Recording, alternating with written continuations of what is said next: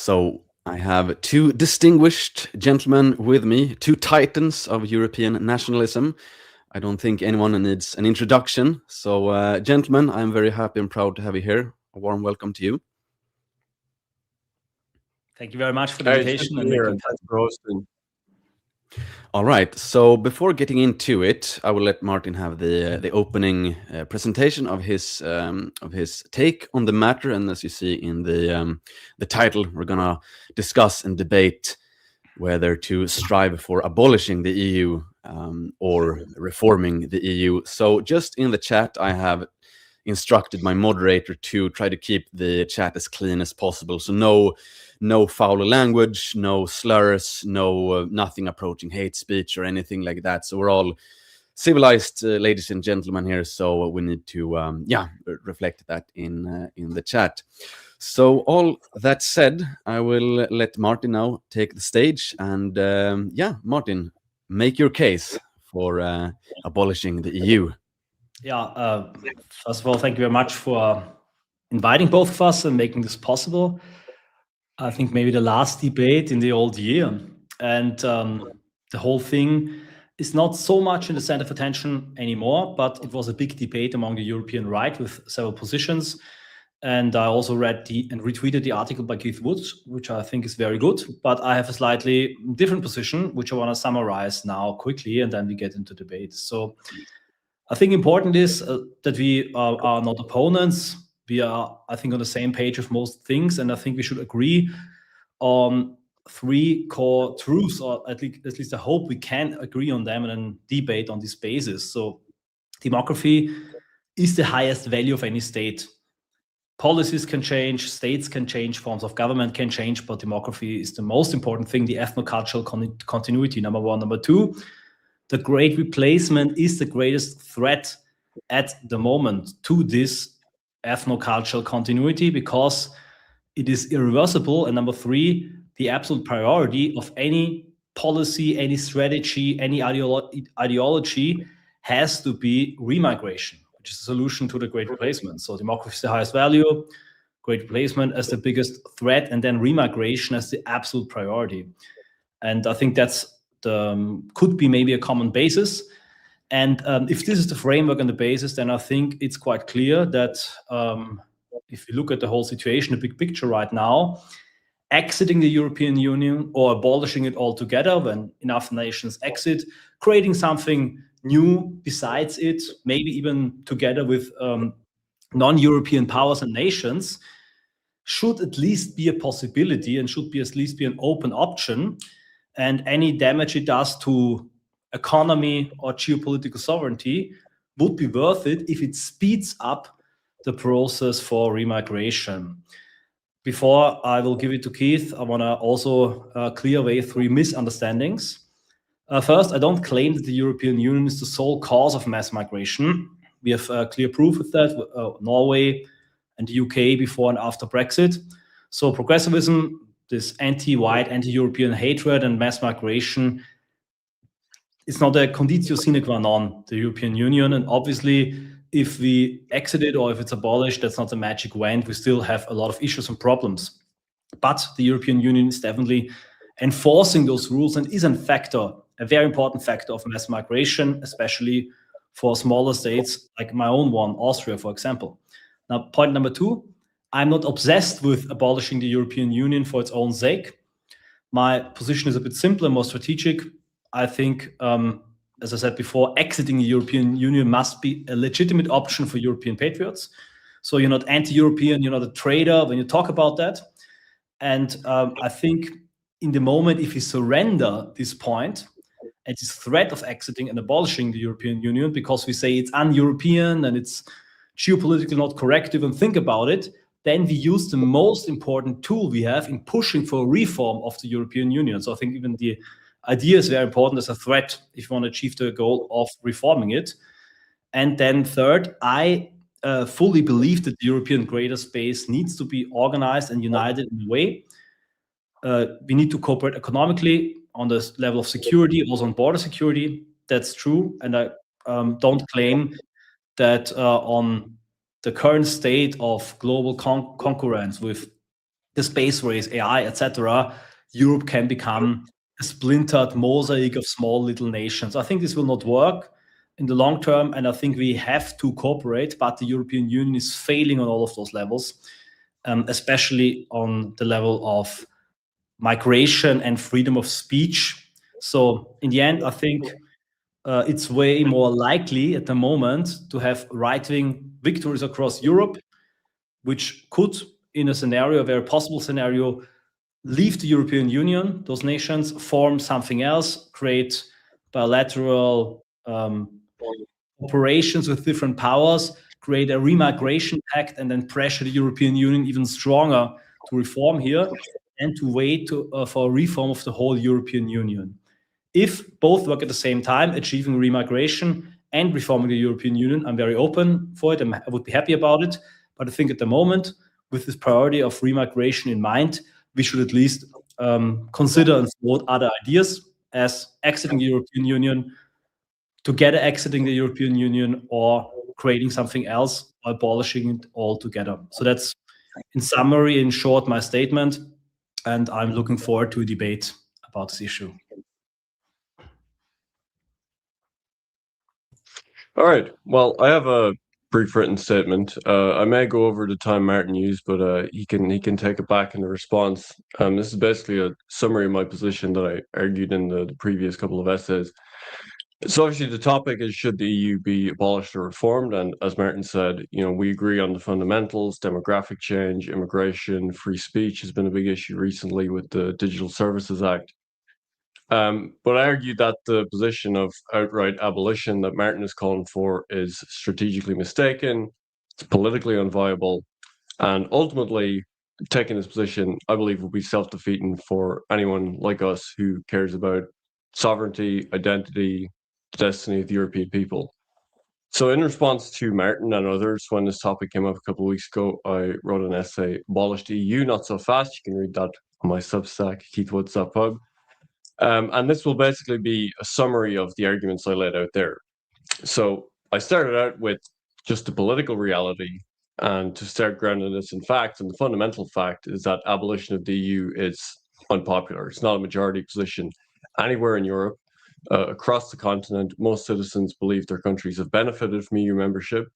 And even if they are dissatisfied with that direction, large numbers think it's flawed, but very few think it should cease to exist. Even among right-wing voters, support for exit is still a minority position in most countries. And even our own likely voters and supporters, anti-immigration populists, generally don't favor outright abolishing or leaving the EU. Rather, they just want to roll back its worst aspects. And this matters because, as I argue in my essay, we have limited political capital and we have limited time. In many European countries, like Martin's own Austria, pro-remigration populists are the most popular parties now, and they're on the precipice of state power.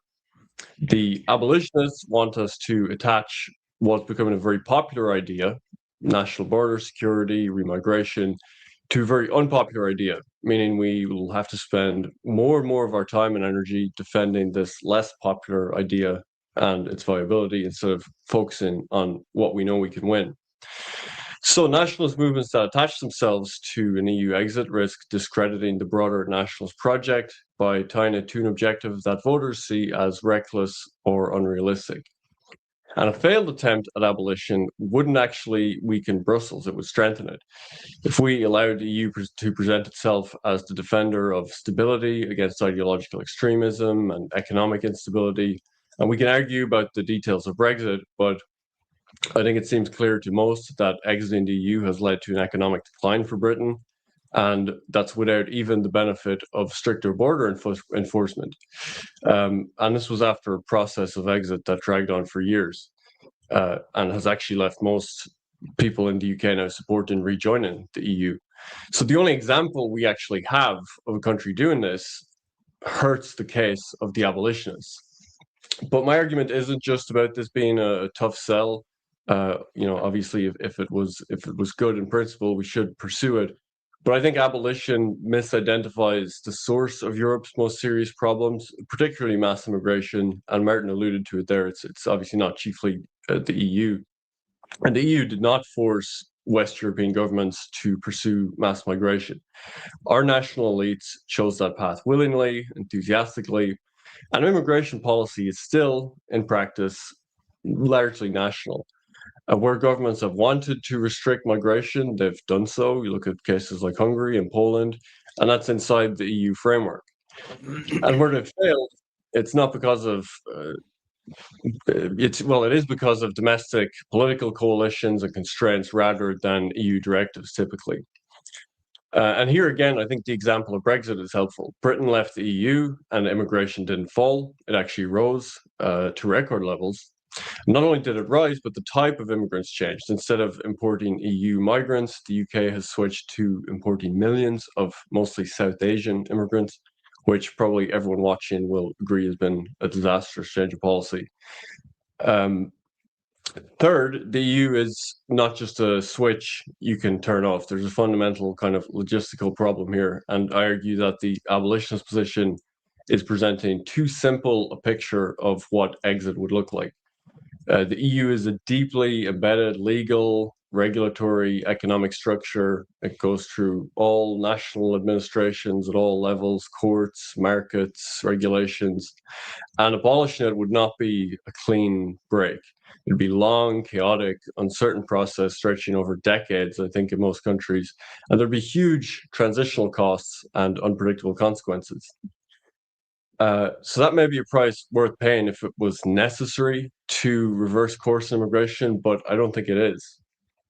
And this is the key kind of strategic point for nationalists when we approach this question is, as I argue in my essay, the power that you need to abolish the EU is the same power you could use to reform it in the direction we want. If nationalist parties across Europe were strong enough to dismantle the Union, they'd already be strong enough to fundamentally reshape it. Already, there's a growing populist faction in the European Parliament, and it has been able to reverse some of the EU's excesses on migration and environmentalism. And politics, fundamentally, is the art of the possible, and the choice we present shouldn't be between using power to change institutions or just refusing to engage until the institutions are perfect. If we do that, we're effectively surrendering power altogether.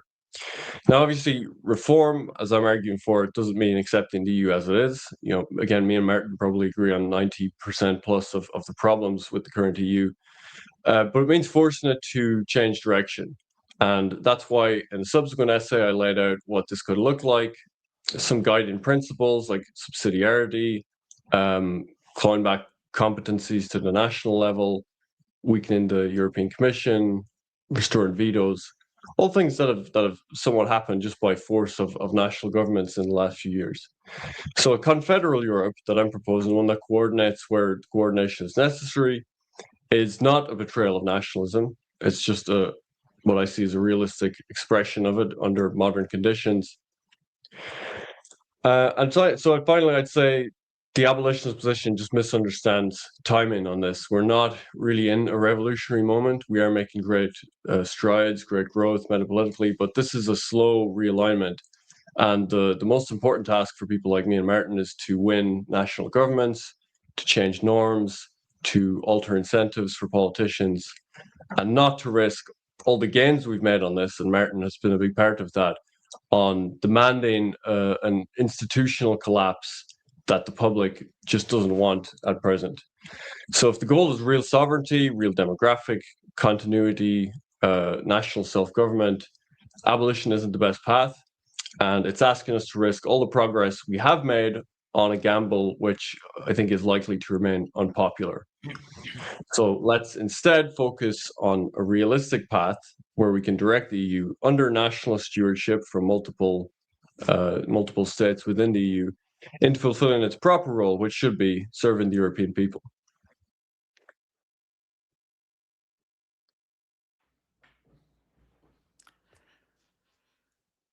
Shall I respond or? Perfect. I'm hearing a little echo. Awesome. Just one quick question. One of my main arguments: do you or don't you think that talking about or keeping open the option of exiting the European Union, because exiting and abolishing are not the same thing, but at least exiting the European Union temporarily would be a very important lever in creating pressure on the European Union for reform? I think to a degree that's true, and the EU did kind of roll back some of the centralization because of Brexit and the kind of populist moment that was happening with the UK. But I think it's too simplistic to treat it like, we can just exit and then re-enter when conditions change. Because I think it's like a 10-year process for most countries. There's no clean break here, right? You have all of the legislative hurdles. I mean, the UK basically just adopted EU law as national law because it was too complex to change all of these things on exit. There were unique conditions about the UK. It had its own central bank, its own currency. It never really integrated into the EU the way other countries did. So, I mean, it could be a bargaining chip, but it's not a very realistic bargaining chip. And you're still going to an electorate presenting this as, an equally good option to exit. Whereas I think most people will judge quite rightly that it would be economically ruinous. And if we get to a point where we have nationalist pro-remigration parties in power, if that gamble fails, they've basically squandered their political capital.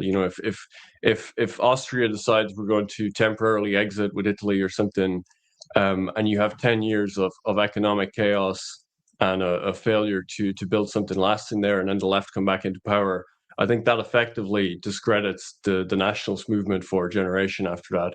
So it's in theory, is the threat of leaving something that you can use against EU elites? I mean, yes, but even there, you basically need a large amount of the bloc together to do that, to make it a viable threat, because no one really takes seriously, if Austria or Poland leave, it's just going to serve as a great example for the EU technocrats when their economies collapse a couple of years after and some pro-EU party comes back into government. Yeah, I agree with that, but let's take just an experiment of thought.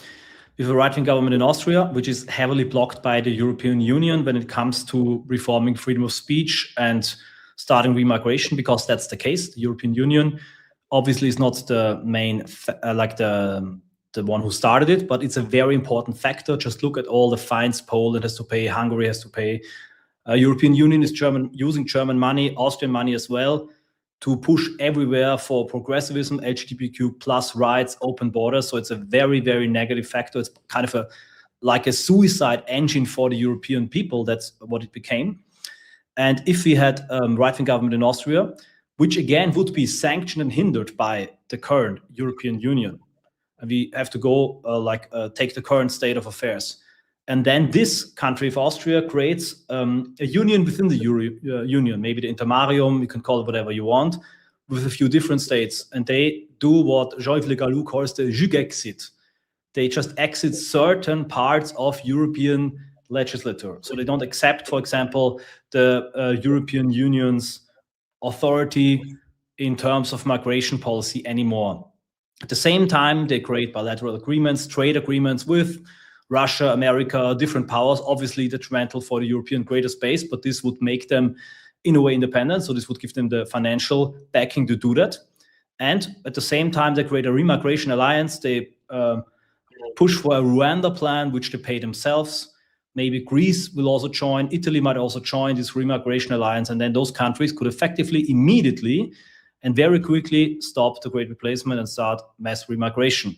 So that would be a very viable solution. And in this scenario, when this would be a possibility, saying, no, we don't do this because of sovereignty, because of European Union, because of solidarity, would go against our common base of the argument, because it would delay remigration, it would cause further demographic damage.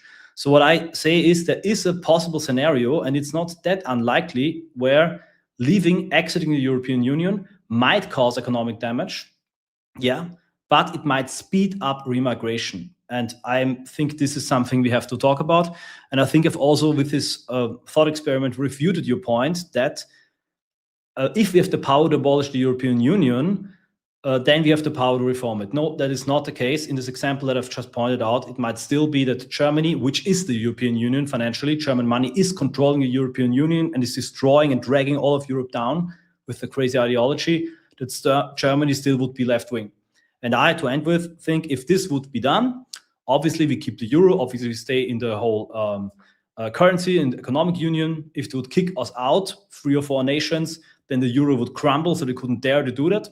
And if you would do this, then I'm sure this would put so much pressure on the European Union that they would also quickly reform quicker than if we did not do that. So I think this thought experiment really shows that it's easier, and obviously it's easier to just exit and to reform this big and huge structure. Well, one thing is, since Brexit, I mean, one of the lessons the EU elites kind of took away from that is they see it as they made a mistake allowing for cherry picking of which aspects of the EU Britain wanted, because they were able to resist the customs union and the ECB and the Eurozone and so on, and keep a lot of law around customs that other countries didn't. And then that made it very easy for them to exit compared to other countries, and it made it a much more viable populist position. And so the EU has kind of reoriented itself to take a stricter stance on that kind of cherry picking.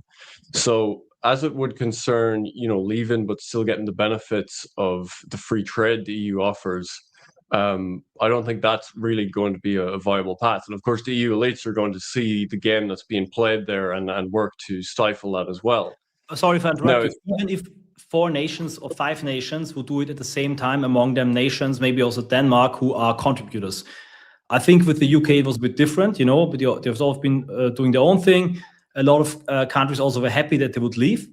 But I think if this is coordinated, then I think the European Union would have no choice than to leave these countries in the currency union, because if they would not do this, then the euro will totally break down and it would have just a small little ramp European Union. I think, just look at this thought experiment. I think even just thinking about it, floating it, working towards it, and then creating kind of alternative European Union, which is then really based on European ethno-cultural identity, which can then from the scratch create something way better also in the idea, because the European Union has a universalistic anti-ethno-cultural DNA.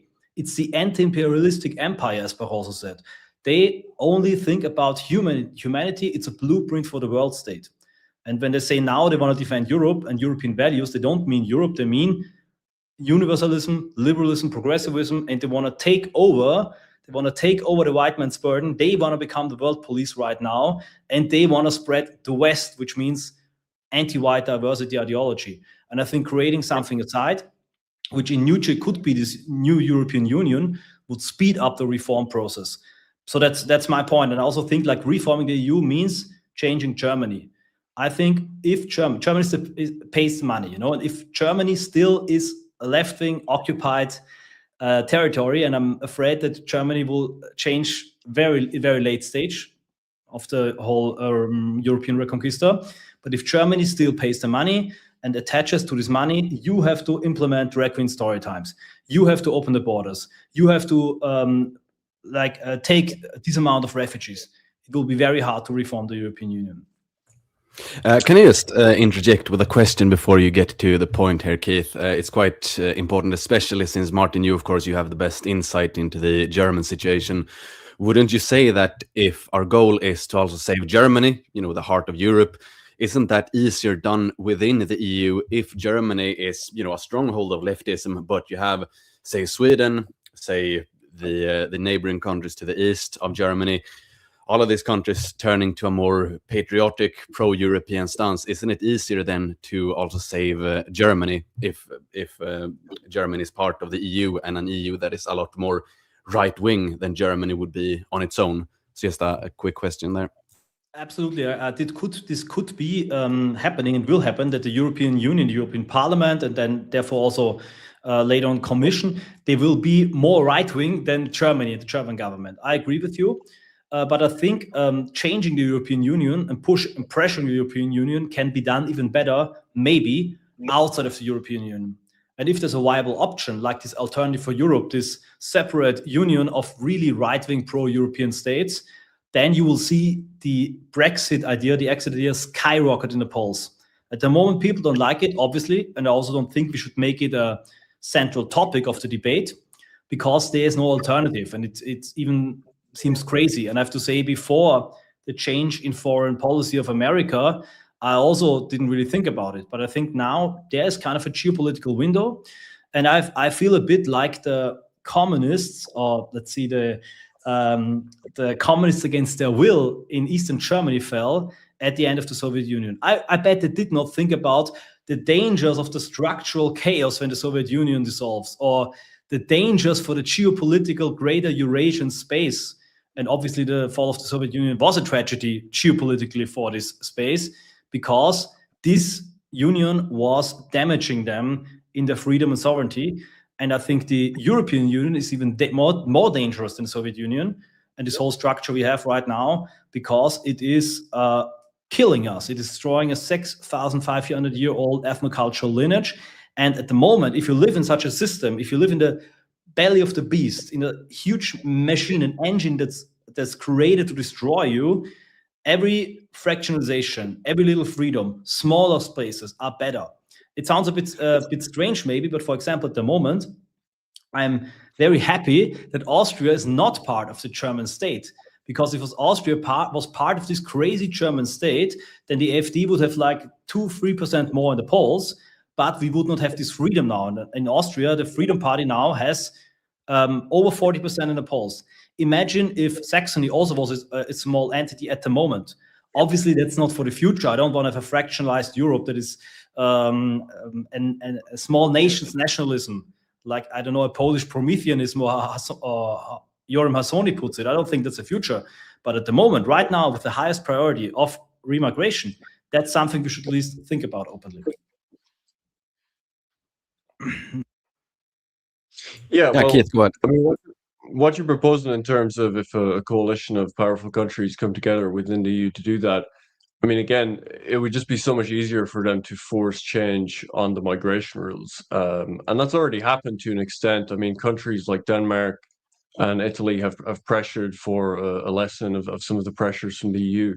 There was just a meeting on December 10th about the Council of Europe, this controversial Section 8 of the European Charter on Human Rights about like family reunification, and you can't deport people if they're going to be separated from family, this kind of thing.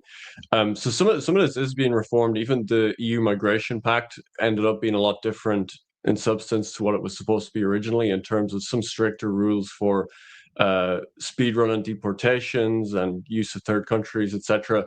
So these are things that can pretty easily be changed if there is a coalition of powerful countries there. And again, we can look at Hungary and Poland. I mean, they have kept their national sovereignty. They haven't given in to mass migration. Yes, there have been pressures there in terms of the fines and so on. But again, that's something that's quite easily reformed if the will is there from larger countries.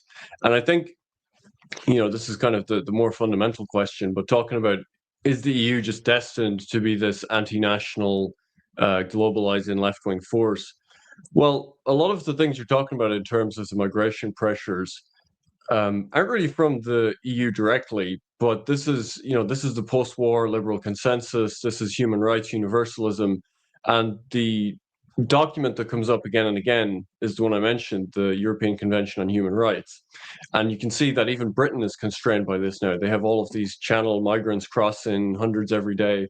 Some of these people are there for years getting trials, and they get human rights lawyers, and it has to be respected that they have to have certain conditions. They have to live in hotels while they're being processed, and they can't be separated from their girlfriend they met in England. Like all these like ridiculous rules that come from the European Convention on Human Rights. That's not even of EU origin. That's from the Council of Europe, which was formed prior to the EU, and the big architect of that was Winston Churchill. So I think that kind of illustrates, like, the EU came about at a time of the construction of this post-war liberal consensus, human rights universalism.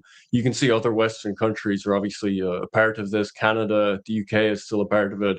And so a lot of times what is just the expansion of this human rights infrastructure, which is then enforced in national states through NGOs and activism and human rights lawyers and activist judges, sometimes we confuse that of being top down from the EU, whereas actually what you're seeing is a broad elite consensus across individual nation states, across the people that lead the EU, that all believe in this and really voluntarily enact it. And yes, they used the EU to do that. But that just gets to the point of, if you have people that were ideologically more aligned with us, there's nothing really constraining them from going in another direction. You know, Britain or any country could leave the ECHR. And you know, that's something we've seen with Brexit, is they still choose to be constrained by it. And why are they constrained by it? Well, it's actually not because there's a European court enforcing it. It's because in 1998, the Blair government passed a law to make the ECHR domestic law. And this is how a lot of this stuff works: is this stuff is formulated on the global or the the continental level. And you have refugee conventions, you have the 67 refugee convention, which has a lot of this controversial stuff. And then national elites, because they're fully aligned with the post-war consensus, implement this into domestic law and basically hand over power to activist judges. So in the case of Blair, you know, he turns this into domestic law. And you say, well, why would a national government want to constrain themselves with these, international human rights doctrines? Well, it's so that when future governments come in that want to deport people or close the borders, they're still constrained by this. So none of that is really fixed by leaving the EU. It hasn't fixed it for Britain. Their migration problem is worse than ever. And the things that are coming from the EU in terms of, council directives and, Hungary's getting fined because they don't have a proper asylum process, these are quite minor compared to the floods of immigration that our national governments are bringing, compared to, again, the ECHR and the refugee conventions and these other international conventions that our governments choose to abide by. And even if you abolish the EU, all of those things would still exist. And then you have to tackle that problem. Well, actually, what we need to do is get rid of the ECHR, get rid of the Council of Europe, take away these activist judges, reform law as something that's fixed and to be implemented, rather than this doctrine that Europe embraced of living law. It's called. It was, I think, an Israeli judge named Barak was the main formulator of this. But this is really what's driving this progression of human rights universalism, is the sense of activist international law. But again, it's coming internationally on the level of our national elites collaborating to implement that. But you get nationalist governments in Poland and Germany and France. I mean, it's very easy to say, okay, we're not going to fine Hungary like €1 million a day, whatever it is, for not having a proper refugee process. I mean, those are really the smaller aspects. But I think maybe you also made a little argument for me here. So you're absolutely right. All of the supranational institutions, organizations, were born out of this ideology of the left-wing cultural hegemony, and basically the power concentrated there. Now they reflect it back. I agree with that.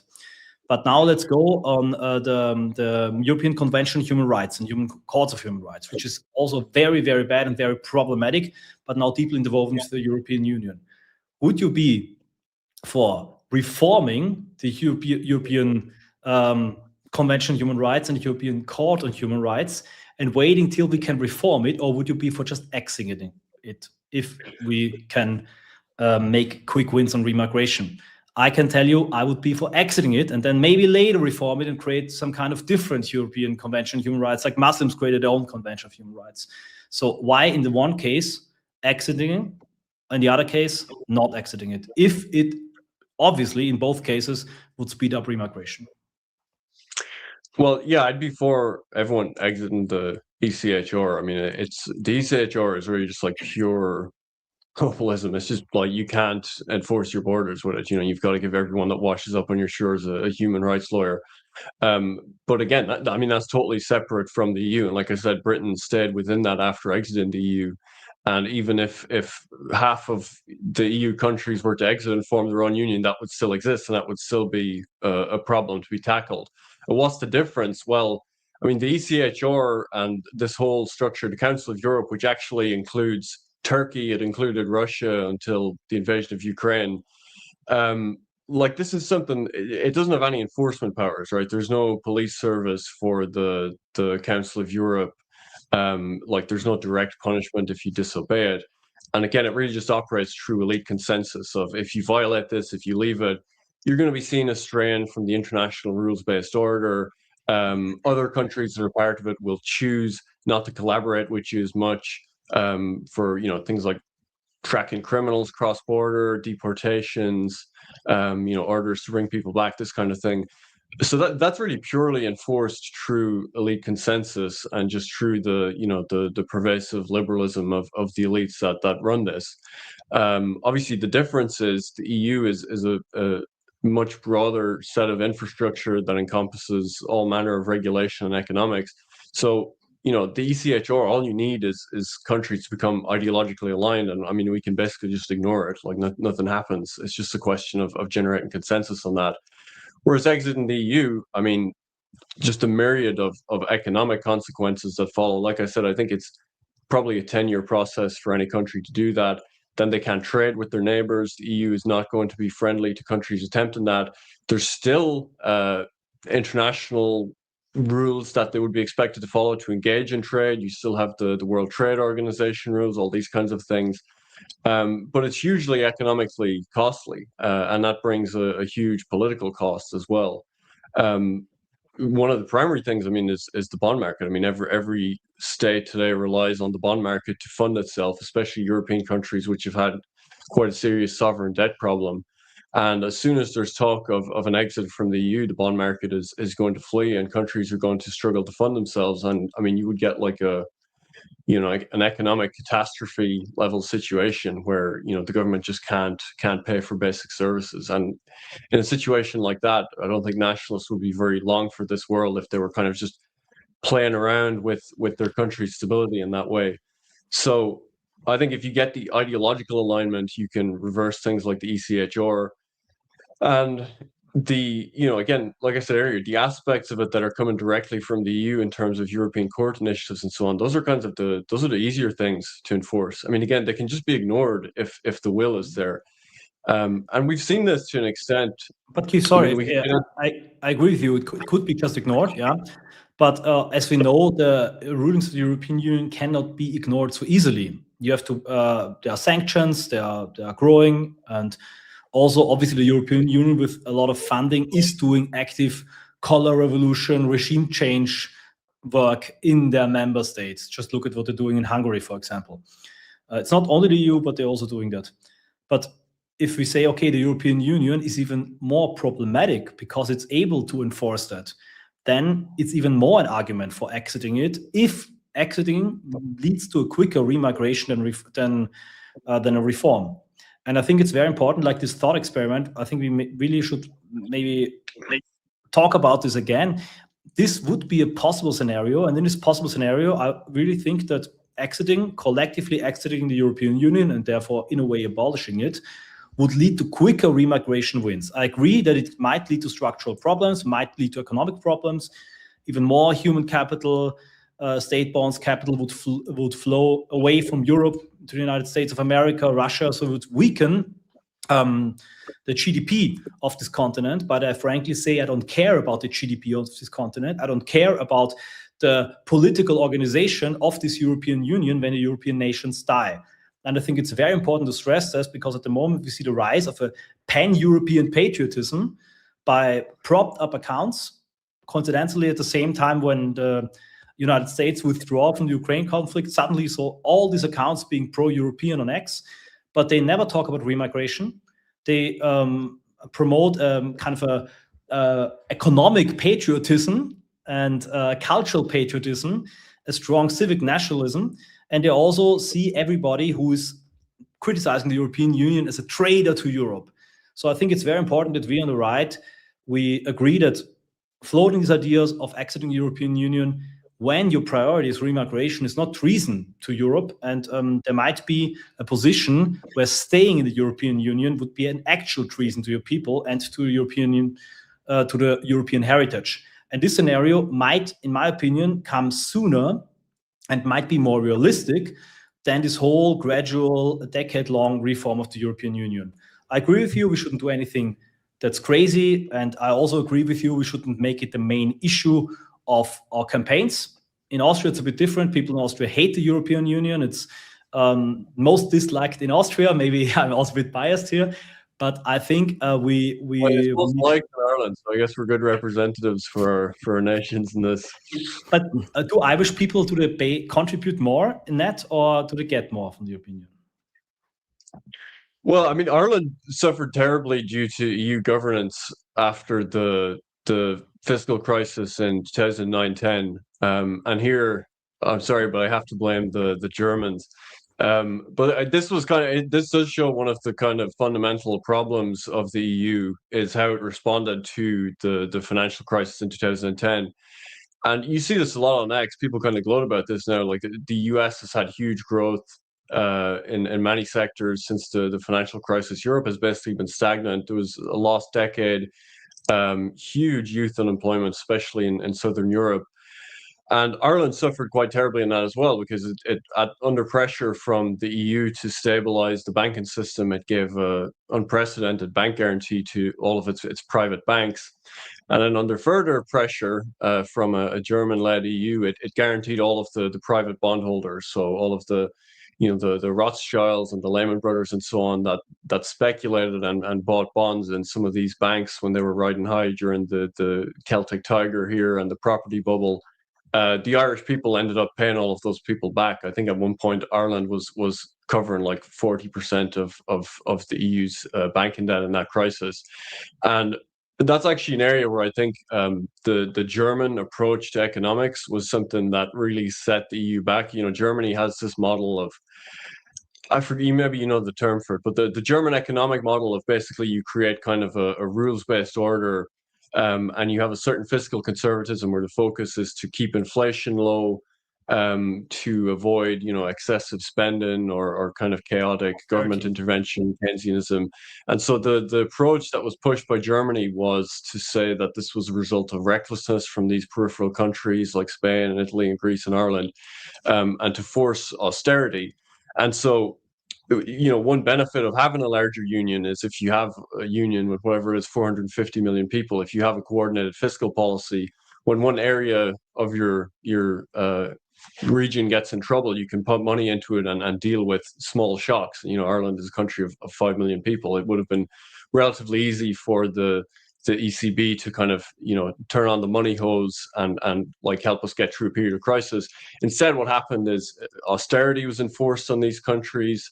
The ECB didn't come in to prop up borrowing when these countries had a problem going to the private bond markets to borrow because there was instability in their countries. And so it forced years of austerity and degrowth. And this created a kind of a doom cycle, of course, where austerity led to degrowth, which led to less investor confidence. And this is how you got like 10, 15 years of just, like I said, a lost decade in many parts of Europe. But, even then, you can look at that and compare it to COVID. And after COVID, I mean, they basically learned the lessons. Austerity was a disaster. After COVID, they took a very different position. So after 2010, the EU implements the Fiscal Compact Treaty. Again, very much German consensus on economics. The problem is like reckless spending and borrowing. And so the EU implemented what I always thought was ridiculous rules that countries, like they can't have a deficit beyond 3% of their GDP, all these kinds of things.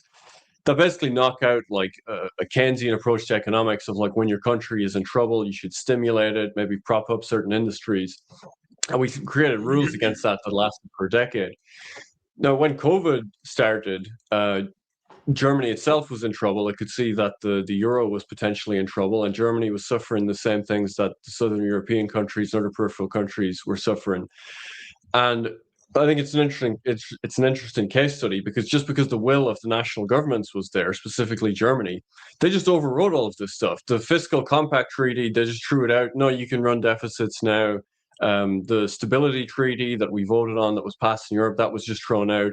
The EU created like a pan-European, basically fiscal stimulatory fund of like 750 million euros to just pump into economies. The EU has rules against propping up state industries. That was thrown out. Germany and France were allowed to subsidize industries that were in trouble. So, again, that's a case where you look at laws and directives and treaties that developed over decades and were enforcing a very strict consensus of German kind of fiscal conservatism on Europe. And as soon as the larger players in Europe, namely Germany, as soon as they saw that this was actually constraining how they could operate, it was just ignored. And on paper, that shouldn't have been possible, right? We were all pledged to these treaties, we can't run deficits, yada, yada.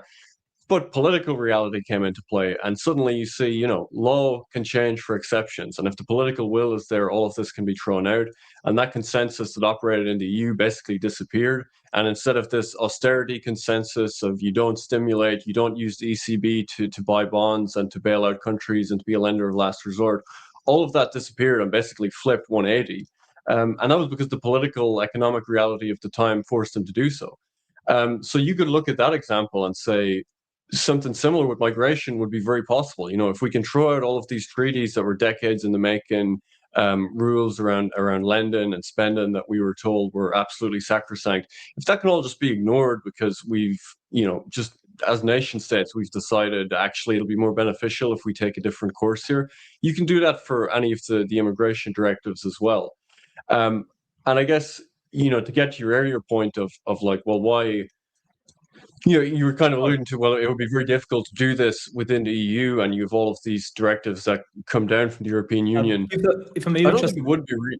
if I may jump in, I agree with you, but ignoring is just the first stage to exiting or abolishing it. Because if you ignore, and then ignoring is no longer possible because there's so much threat and so much pain, then the next step would be to get out. I agree with you. If we can act as if the European Union in the current state did not exist and enforce remigration, I'm absolutely for it. I'm not a fetishist here. For me, it's only about really only hyper laser focused on remigration at the moment.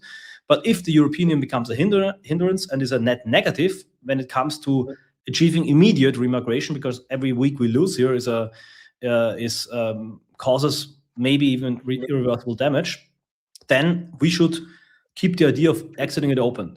And why is it so popular, the European Union? So why people don't want to leave?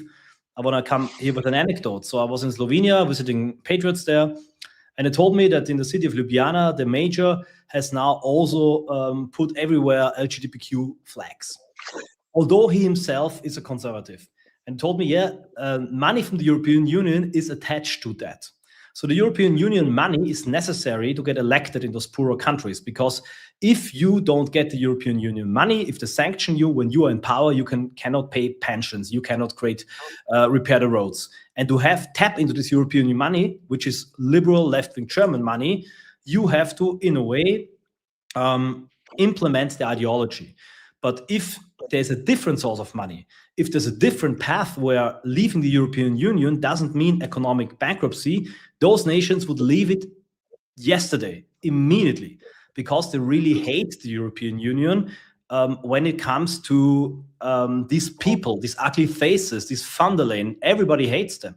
The whole institution, this flag is hated. You know, go to any patriotic pub or demonstration in Europe and show a European Union flag, you're going to be kicked out if you're lucky, you know.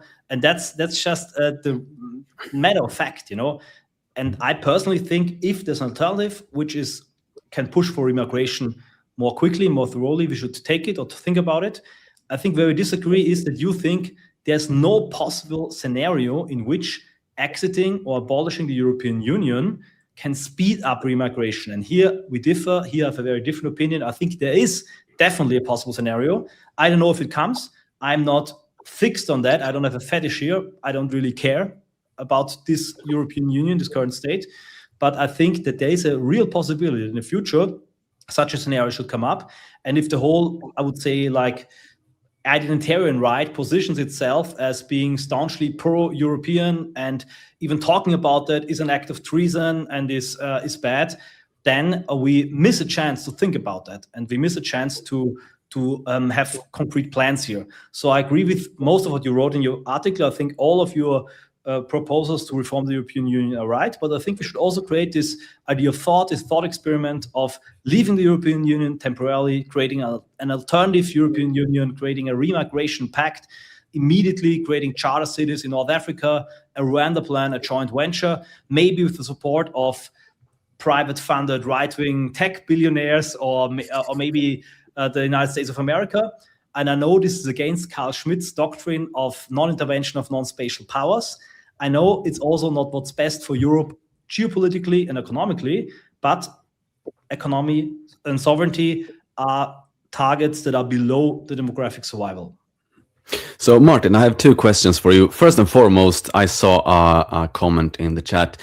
When will your eminent book, Remigration, a Proposal, be available in English, and where will you publish it?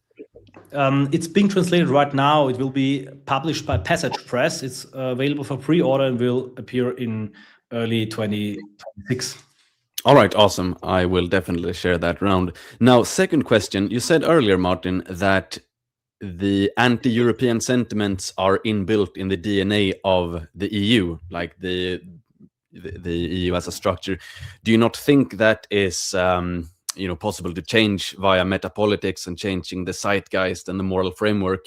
Because if you look at, I'm not going to give too much of my own opinion here, but if you look at most of the West, including, Canada, Norway, the UK, US, all Western nations underwent this, shift in the moral framework and metapolitical, overtone window shift.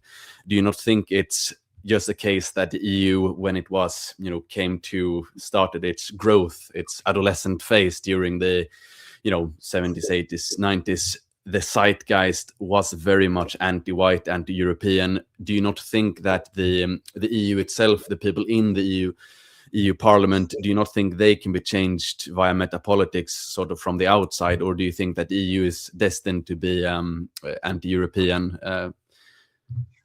I don't. That's a very good question. I have to correct myself here a bit. I think it can be changed, definitely, but I think it would be very hard work because, as I said, it's very much in DNA. They never wanted to preserve Europe as an ethno-cultural entity, but they always thought about GDP and economy. Plus, at the same time, the European Union is a peace project, insofar as it didn't create the peace, but as it was created in a way by also American influence, that it only can survive in a Pax Americana. The European Union is completely incompetent, like a ship that is only in a museum, and when you put it to water, it sinks. It's completely incompetent to survive in a multipolar world. Just look at what happens in Ukraine right now. They don't have a seat at the table. There's no one voice of this European Union because of the whole structure. It was constructed to be a geopolitically impotent and unique, so a castrated economic entity that has no real geopolitical willpower of its own, no identity. And this is also, in a way, how many people see this flag and see this thing. And it's just with the Soviet Union, maybe. The Soviet Union also could have been reformed, in a way, and transformed into a nationalistic, conservative, non-communist entity. But it was laden with associations in it, where those elites who are complicit. And all these elites in the European Union, I really despise them. I despise them. I dislike them. We hate them. And I think it's also, just to end with, a very good target, the European Union, for the anger and frustration, because I cannot demand to abolish state in Europe. This would be criminal, and I don't want it. And obviously, I'm here for reform. But the European Union is something where we can go into this rhetoric of abolishing, overthrowing, getting rid of it.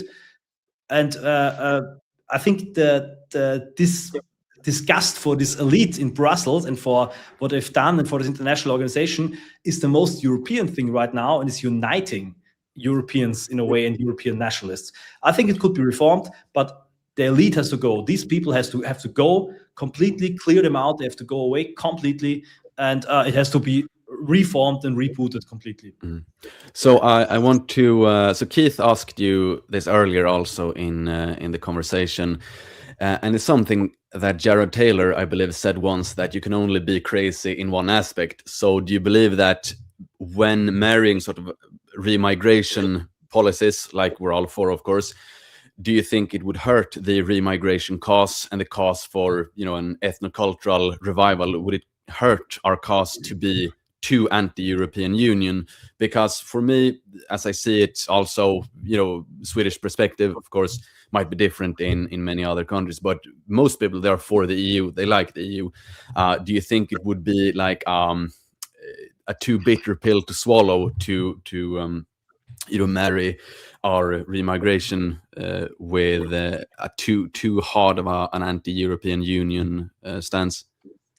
No, I completely agree with you. And I think Keith said something very intelligent, which is the most important thing. And also everything I say has to be seen under this in this perspective. Our goal is to win in our own nations. We have to win there. We have to become powerful here. And every argument that is hindering us in getting powerful in our nation does not need to become an exoteric argument. So I'm more for an esoteric abolishment of the EU. Maybe also like in the X sphere, it's very popular. But I would not advise the FPÖ or the AfD to make it their primary demand right now. As I said, if things change, if there's a real alternative, then it will definitely change. The moment this alternative isn't really viable, isn't really there. So I don't think it has to be forced upon the people. But there are many issues and topics that are not ideal for party politics that we should still talk about. I don't know, like OnlyFans, for example, or the generation, smartphones and the problem, and TikTok addiction, all this kind of stuff. I wouldn't advise a populist mass movement party to make it the platform. All right, I have a question for Keith also, and this is something I get asked quite often as well. When it comes to reform, how would you go about it in practical terms? Of course, it's a very, very long and deep and broad question, but just give like a few insights on how we could practically reform the EU. Yeah, I wrote an essay on kind of like proposals of what a sort of nationalist themed EU could look like. And yeah, I agree with Martin. Like, I'm not with the federalists. He was kind of beefing with some of them on Twitter. I'm not with these people that are like, centralize everything. EU identity should subsume everything. That's like the pro-European position. So I do kind of have a middle position. I am kind of more sympathetic to Martin in a lot of regards. And so what I was laying out was a more confederal EU, which is basically just returning important power to states. One of the founding principles of the EU is supposed to be subsidiarity, that decisions are taken at the most local level possible, that more local identities and ethnos should be empowered. So I think all of that can be done under the EU. I think, when Martin is saying, well, it would be too difficult to do this within the EU. Well, the thing is, we haven't really seen an attempt at it. That's the thing, right? There are all manners of kind of vetoes that states have, and I think we see this with Poland and Hungary. And even in recent years, Denmark and Italy were able to get concessions and roll back some of the orders coming from the EU. So, it basically functions the same way the left has been able to push it in their direction. They didn't win one election and say this is what the EU is going to be now, and we're going to promote, diversity and so on. They implement laws, and then those become tools that activists, judges, and NGOs can use. In the same way, if you get a coalition of countries that are opposed to the direction, they can make use of vetoes that exist. They can push back against court orders. They can build a coalition around resisting some of this stuff. And when it becomes politically unviable, at that point, there isn't like some higher authority that's going to just keep imposing these fines or something. So if the will is there with national governments, it can be reformed. And even when Martin says something like, the EU it promotes wokeism and it's just gone in a more and more leftist direction. Yeah, that's true. But what country in Western Europe is that not true for, right? Look how much more woke Canada has become in the last 20, 30 years. So like when we talk about this, you always have to ask the question, like, is this because of the structure of the EU, or is it because of the ideology of the people that are there? So, Slovenia gets government funding and it has to put up, LGBT flags and whatnot on its new train station, something like this.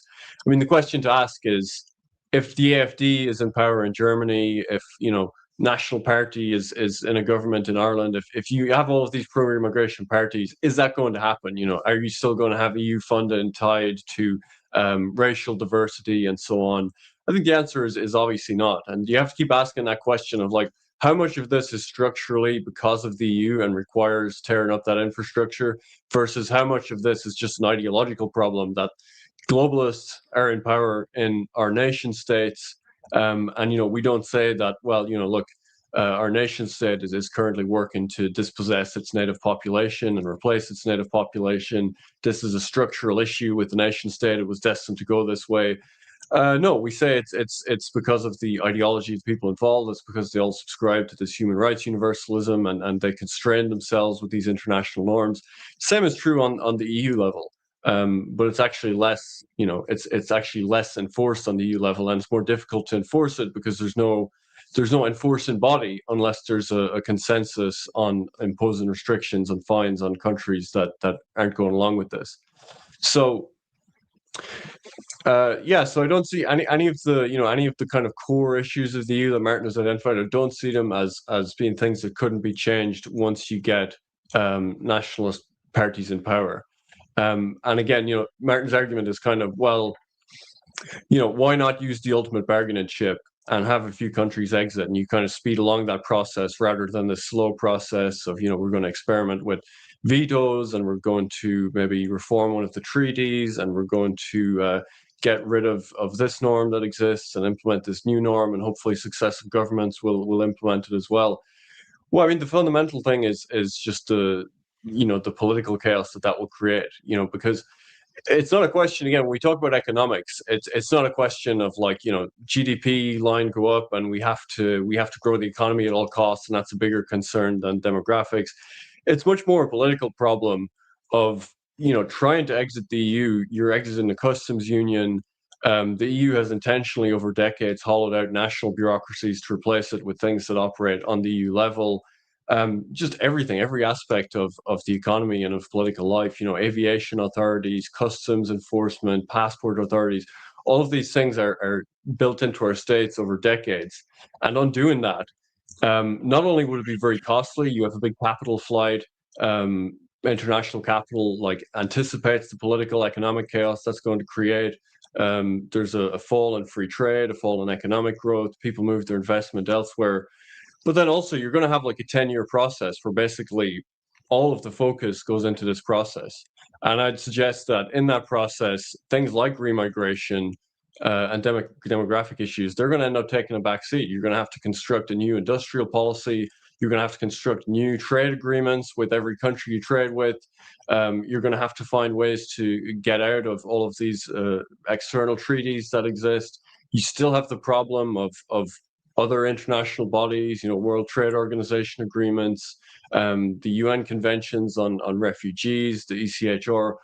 So it's not going to be a clean break. It's going to be a 10-year process. In that process, we know most people are already against leaving the EU.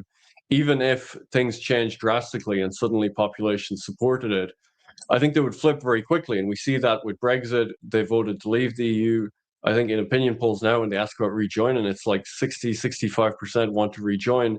That was a country, again, where they had their own monetary system. They never joined the Eurozone. They opted out of a lot of the worst aspects of the EU. It made a clean break a lot more possible.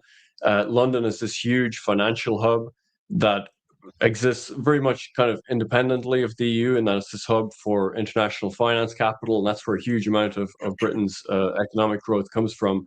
So there was a lot of unique things about Britain, and it was still a very costly 5-year process. Immigration really took a backseat, and people kept voting for the Conservatives to try and get Brexit done. And at the same time, Boris Johnson imported whatever it was, 1 million plus South Asians into the UK. So it's not so much, the economic cost of our GDP will fall X number of points as it's going to create enormous political chaos. And, voters and our populations will have the option of the pro-EU parties that can restore stability that right now are really losing their legitimacy, really losing their cause for existence. In a scenario where you have economic ruination in many countries in Europe and a geopolitical shock, suddenly they're going to have a much greater justification for existing. And I think people would lose trust in nationalist parties to govern if you had a situation that chaotic. Martin, can I ask you a question? Maybe first? I just want to respond to a few points here. I think sure. you're right. Brexit showed also that it's quite possible quite quickly. I think the whole thing could be done way easier and way quicker. Also, if you just leave the European Union or certain legal frameworks of the European Union. So I don't think it necessarily needs to come to that. And I also want to make it clear, my argument for leaving is not economical or political. It is if and only if it could speed up remigration. And I understand the European Union reflects the zeitgeist, but it enforces it, and it in a way concentrates it and makes it stronger, and is a weapon for the current zeitgeist. So to put it in a metaphor, you have an opponent, he's holding a weapon, and you have two possibilities. Either you run towards him, disarm him, and take the weapon, or you just step outside of the reach of the weapon or go around the corner.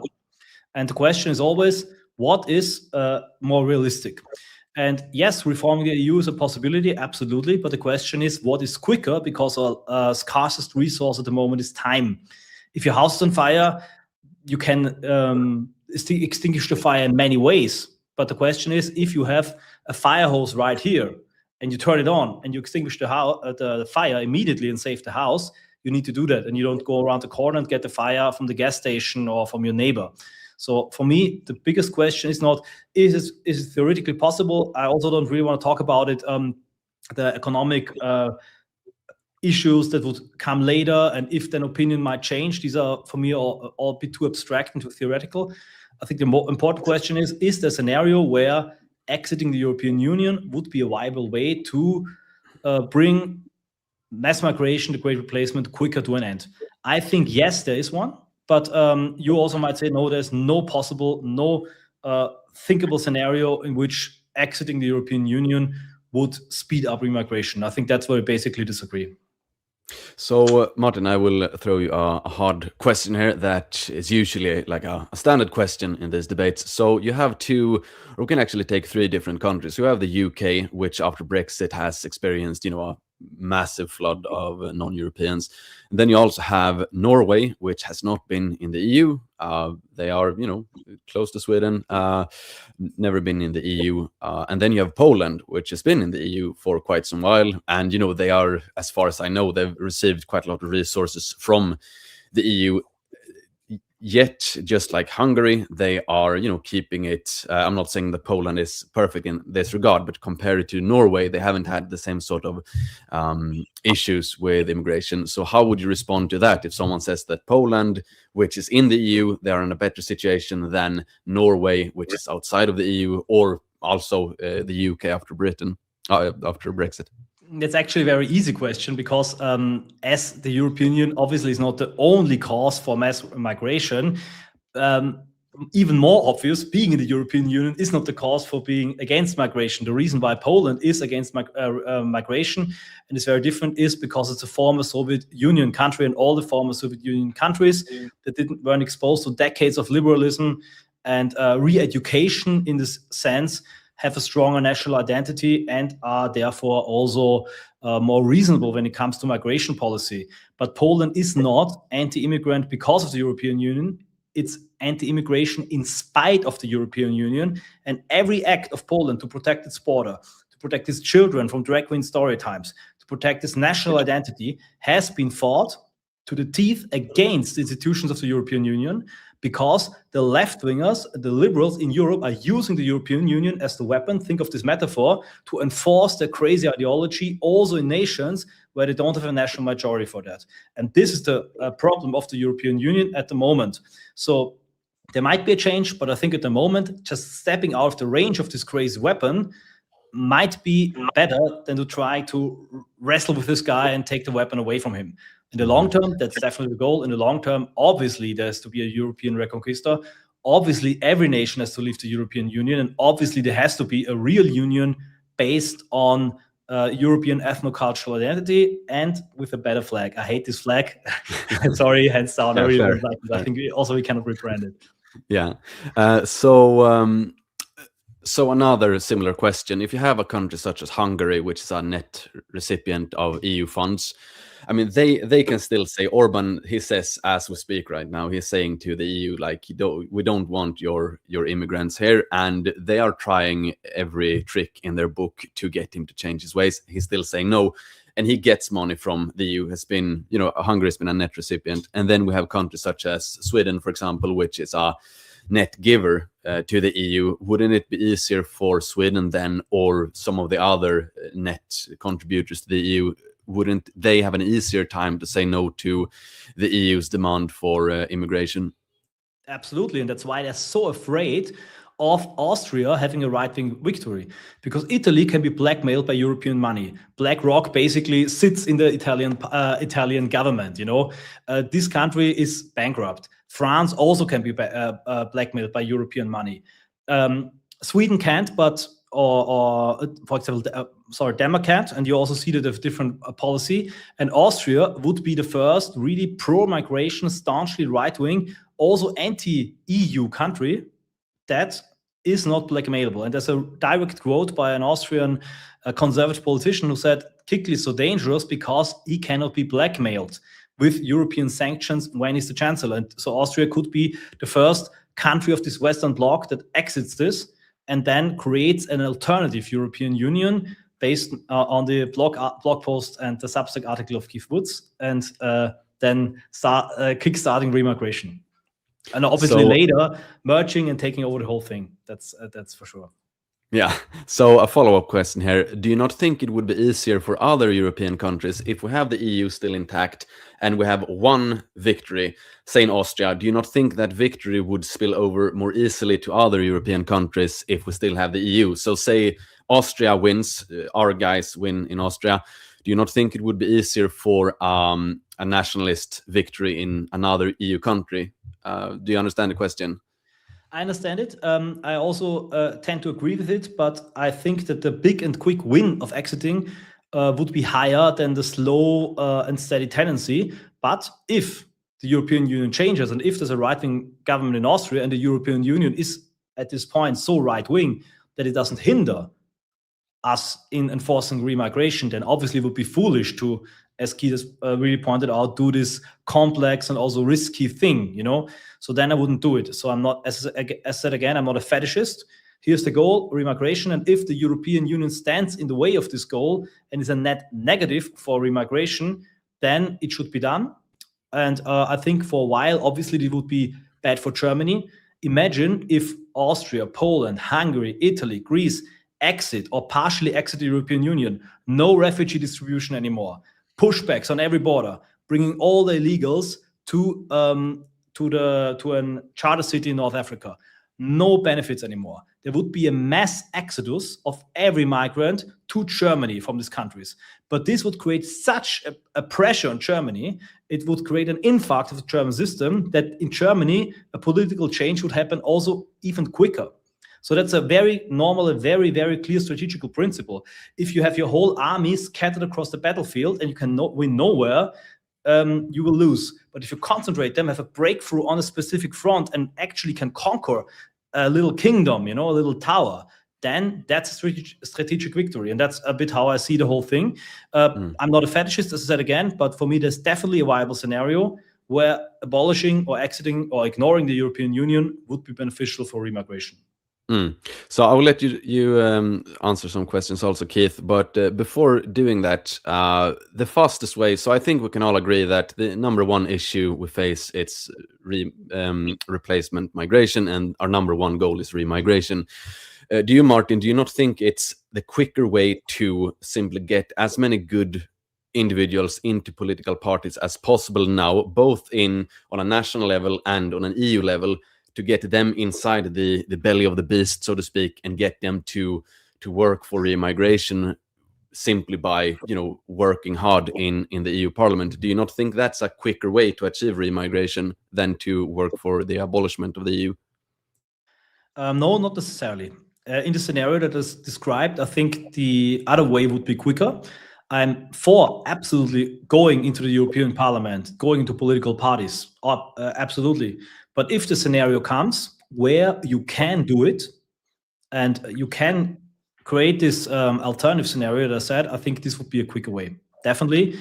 And also a way which is easier, because imagine a real sovereign Austrian state, which cannot be sanctioned by the European Union, which is also economically viable. So the scenario that Keith brought up, that you have economic chaos and then you break down, doesn't happen. Look at Switzerland. And this Austria then becomes a beacon of freedom of speech. There's no DSA anymore. Europe.com and all companies can set up their bases in Austria, and Austria becomes also a shining example that remigration works without turning to chaos. Then this would be more beneficial than staying in the European Union and just having a few MEPs more in the parliament, if this is a possibility. Again, I'm not 100%. I'm not fetishizing this.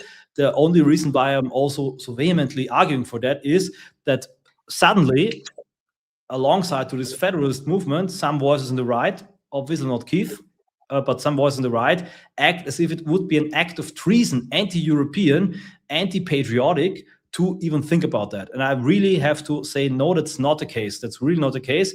I'm very European. I'm very pan-European, even in a way. Our movement is a European movement. I'm totally against petty nationalism. I think that's completely stupid. But when remigration is the highest priority, this European Union, it could be the national duty to betray this European Union and these bureaucrats in Brussels.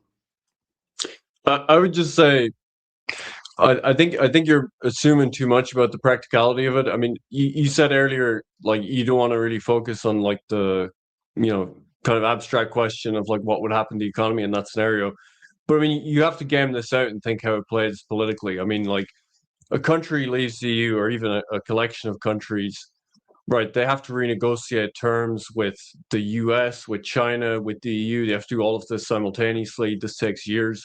They have to rebuild national bureaucracies, all sorts of competences with customs, with border security, IT infrastructure, travel, all of these kinds of things. It would be a huge economic shock. There's no doubt about that. I mean, Britain had an economic shock, and again, it wasn't integrated into the EU in the same way. Switzerland, same thing. You name that, but that's never been integrated into the same way. So if you're talking about countries leaving the EU that are attached to the euro, you also have the years-long process of creating a currency. And capital and the markets respond to political shocks much faster than politics does, right? Like, as soon as there's the fear of the instability created by this, you're going to have capital fleeing, you're going to have investment fleeing. Trade is immediately going to break down. You lose access to the customs union of 450 million people. It would be a huge economic shock overnight. And then that's compounded by the fact that you don't have access to borrowing. So this kind of takes us back to what happened to Ireland in 2009-10, where suddenly the country had a sovereign debt crisis because it guaranteed private banking debt. At the same time, the economy went into steep decline. There was a serious recession. As growth slowed, as lower tax receipts, suddenly Ireland was operating a huge budget deficit. And there wasn't enough faith from the markets to continue lending to Ireland. And so Ireland was left with no choice but to go to lender of last resort and borrow from the IMF, the ECB, and the European Commission, this financial troika. And at that point, they basically gave up their sovereignty and had to agree to whatever financial impositions German-led ECB demanded, which was years of austerity to try and plug the deficit, which was enormously harmful. Now, you can imagine a very realistic scenario where an Austria or an Italy exits. A country like Italy already has a sovereign debt problem. Suddenly, tax receipts collapse, trade goes way down, exports collapse. New trade deals are on worse conditions. Investment capital, multinationals flee. They want access to the common markets, so they go to other countries where they already have that access. They want the stability of countries that aren't undergoing these enormous geopolitical shocks. So you have a capital flight, you have an exports collapse, your tax receipts collapse. Very quickly, you're operating like a massive budget deficit. And that's where Ireland was in 2009-10, where it was literally at the point, we can't borrow from the international markets. If there was no lender of last resort, I never opt for a chaotic and a solitary exit.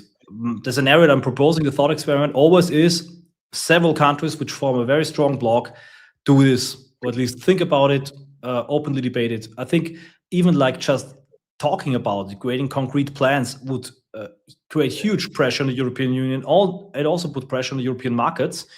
And in this scenario, in this proposal, this thought experiment, these countries would stay in the currency union, would offer to stay in the currency union, would offer to stay even in Schengen, except for obviously illegal migrants. They would have as you said before, they would have a menu list. Okay, if these points we take, these points we don't take, we create a different network, alternative for Europe. At the moment, we're not a conqueror to the European Union, but we could immediately become one if you don't negotiate with us, if you don't let us do a completely own thing when it comes to cultural identity, when it comes to migration. And I think doing this, creating this idea, floating this idea, would create huge pressure on the European Union. And then the markets and the economies and the investors would pressure the European Union not to kick these many countries out of the currency union, because this would then be even a bigger blow, because obviously it would be bad for those countries who quit, but it would be even also very bad for the rump European Union that stays. And what we also need to take into consideration is foreign investment, is, for example, the geopolitical role of the United States, who stated in the NSS 25, the National Security Strategy, that they want to do that. And they obviously then would support this financially, politically, economically. So now you would have the biggest economy and the greatest superpower, of the world, supporting this diplomatically, militarily, financially. I think this would make these horror scenarios way less likely, and would give this idea of an alternative European Union way more, makes it way more realistic. But I mean, politics changes very fast, and in 3 years we could have very pro-EU Democrats back in power in the US, and even if you have a supportive administration, I mean that's not going to dictate where Intel or PayPal base their head offices, right? Like they're in Ireland right now because corporate tax is low and there's access to the common market, especially with like the big exporters like the pharmaceuticals. And even if you have a collection of 4 or 5 countries, I mean that it's kind of relying on a lot of things being very stable over time, right? Because all of those countries, they still have the same problem. Then you have like 5 countries all forming 5 currencies, all having to renegotiate trade agreements with multiple countries and geopolitical blocks around the world. And then at the same time, I mean, you basically need complete ideological alignment from those countries over the course of 5-10 years. But of course, this is going to become very politically costly. The media and the opposition parties are going to highlight the instability this is creating. And then suddenly, you have a leftist pro-EU government back in power in one of these countries. Elections happen every 4 or 5 years. The European We're talking about a 10-year process here. It's relying on like a great deal of coherence and geopolitical support and so on that just isn't really there. You mean in these countries that would exit in this false scenario, you would need ideological alignment. But you need this even more, like right-wing governments, if you want to reform the EU. So obviously you're right. You need to have constant right-wing governments in those countries who would form this alternative European Union. If it was for this scenario, but in the scenario of you would need even more right-wing government, constant right-wing governments. In your scenario, reform the European Union, it's even less likely that you have many right-wing governments. Just let's look at Hungary. In Hungary, Orban is under heavy pressure because you have this huge opposition, which obviously is also being propped up by the European Union. This guy he's not Peter Magyar, is not dumb. He's also a bit patriotic, and he basically says, okay, I will also keep illegal migration at bay, but I have a better communication with the European Union, so I get even more money from them. And then I can put all this money, I can helicopter this money to the Hungarians. And this is the way how the European Union is crushing nationalistic governments, and they will keep doing this. And at the same time, they're still invading us with migrants. And if we can change this in 20 years, the European Union will become this multi-ethnic empire where every nationalist opposition is crushed, where there's a free flow with Schengen of migrants and migration and a multi-ethnic population, which then can be really ruled by a universalistic Brussels elite. So that's the scenario, and that's actually what they're going and aiming for. They even stating it publicly: replacement migration, resettlement. They want to create a blueprint for the world state on European soil. And that's very, very urgent. And it's very, very threatening. And I think outside of the European Union, if it wasn't for the financial problem, these countries would have a better chance to still having right-wing governments. And what you brought up are financial arguments. I agree. Finance is important, GDP is important, but demography is more important. Demography is way more important. And if you tell me here's a financial chaos, but we get remigration, I would take the financial chaos every time. So regarding that, can I pose a question you Keith asked before that is really, really interesting as well? And that's, even though we care, of course, most about getting remigration done, but something Keith said previously was that if one country leaves the EU and experiences a total economic collapse, do you think there would be a risk of that discrediting nationalist voices, so that nationalist voices are connected to resistance to EU, and then sort of gets tainted by the a potential economic failure. Because for us, of course, we put the biological, the biocultural lineage first. European peoples, of course, we do, but for most normies, I mean, they do care about economy. Especially now, it's a bad economy out there. People are going to the supermarket and they feel the sting of the inflation. It's a quite tough market out there as well. So looking at it from an economic perspective, just in terms of maintaining our gravitas as metapolitical operators, so do you think there would be an issue there that if such a thing would happen, economic chaos following an EU exit would discredit nationalist voices? Do you think that would be something to look out for? Very good point. Very good point. It's also something that Orban always says. He says, like, if you're a right-winger, your ideologies, most people don't care about them. You have to give them good economy, otherwise you're out. So I agree with you, and also I haven't really seen any chance for this scenario because of many reasons. But there are two things why I still think it should be at least debated. Again, there are a lot of ifs in my thought experiment. First reason is support of America. And I think this strategy, even if there's a Democrat government, of isolationism, of selective engagement, and this end of globalism will be kept by the American security apparatus, even if it's a democratic government. So America as a game changer now. And the second thing is there will be an economic crisis either way. So I'm not banking and betting on a very stable slow alignment process, because when the baby bust happens and really hits us fully, and that's something you can't do anything about, and there's no way I also think you can automate you out of that with AI or anything. If the baby bust hits us, and this will happen in the end of the 2020s, 2035, the last baby boomer will be retired or dead.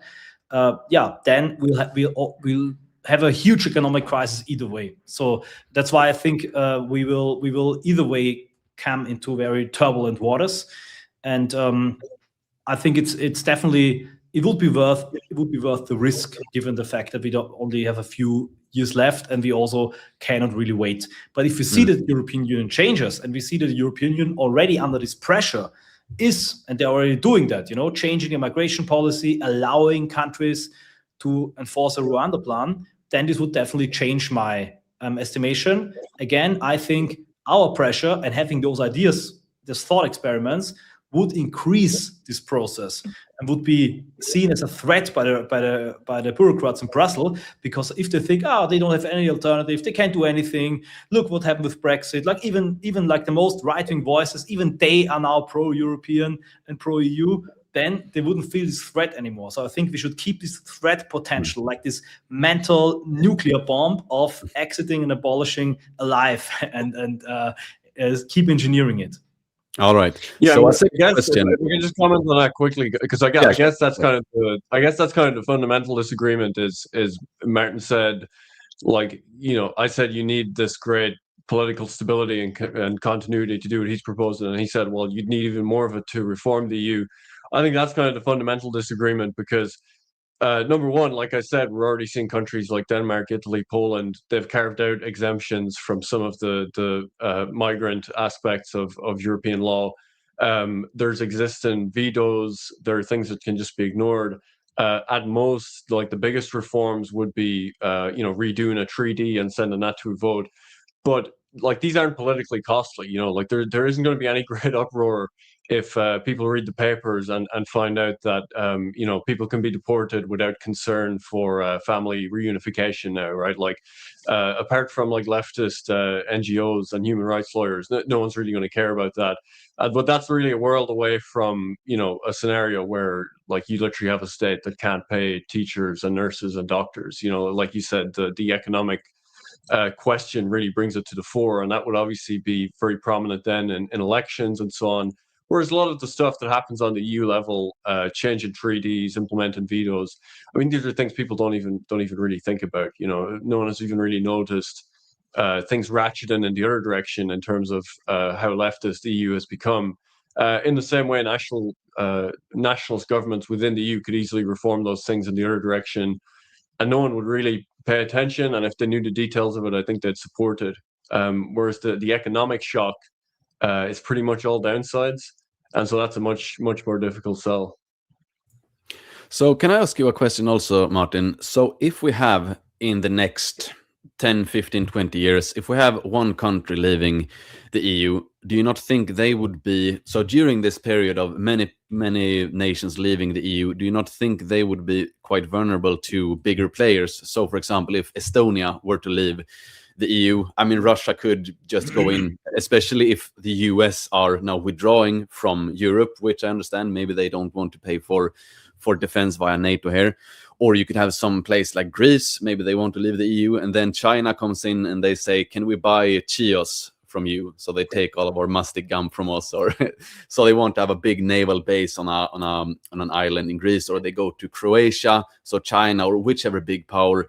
And, you know, one small country such as Greece or Croatia, they don't really have any leverage to put. So therefore, an offer from a bigger power, maybe that's tempting, but within the EU, you know, they still have some benefits economically to stay within the EU. Do you think there would be such a risk if we have this stage of chaos in Europe where many nations are leaving and they're sort of up for grabs from bigger powers? Do you think that would be a risk, geopolitically speaking?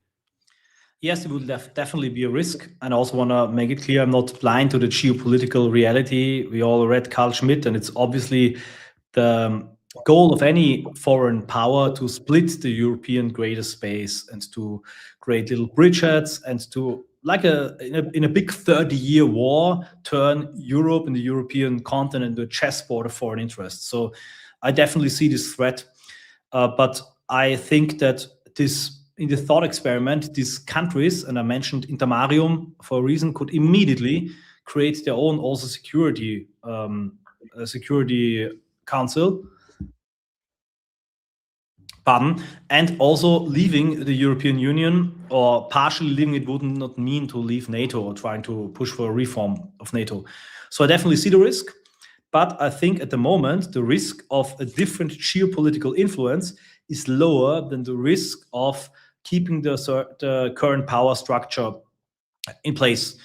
Because I also have to say, I think that the current European elites, and also our national elites, obviously, are a bigger threat to us and to European nations than foreign rulers and foreign elites, because they might try to get our money, get our human resources, suppress us, maybe even conquer us, which is something I would absolutely resist and fight against. I have military training in Austria, but they don't want to replace us with third world migrants, which our own rulers, our own elites, and the European Union are doing on a very rapid speed. So neither the Soviet occupation, not even the Ottoman occupation on the Balkans was so severe and so deathly and so traitorous as our current elites. And that's where I'm coming from. The real enemy is in our own country at the moment.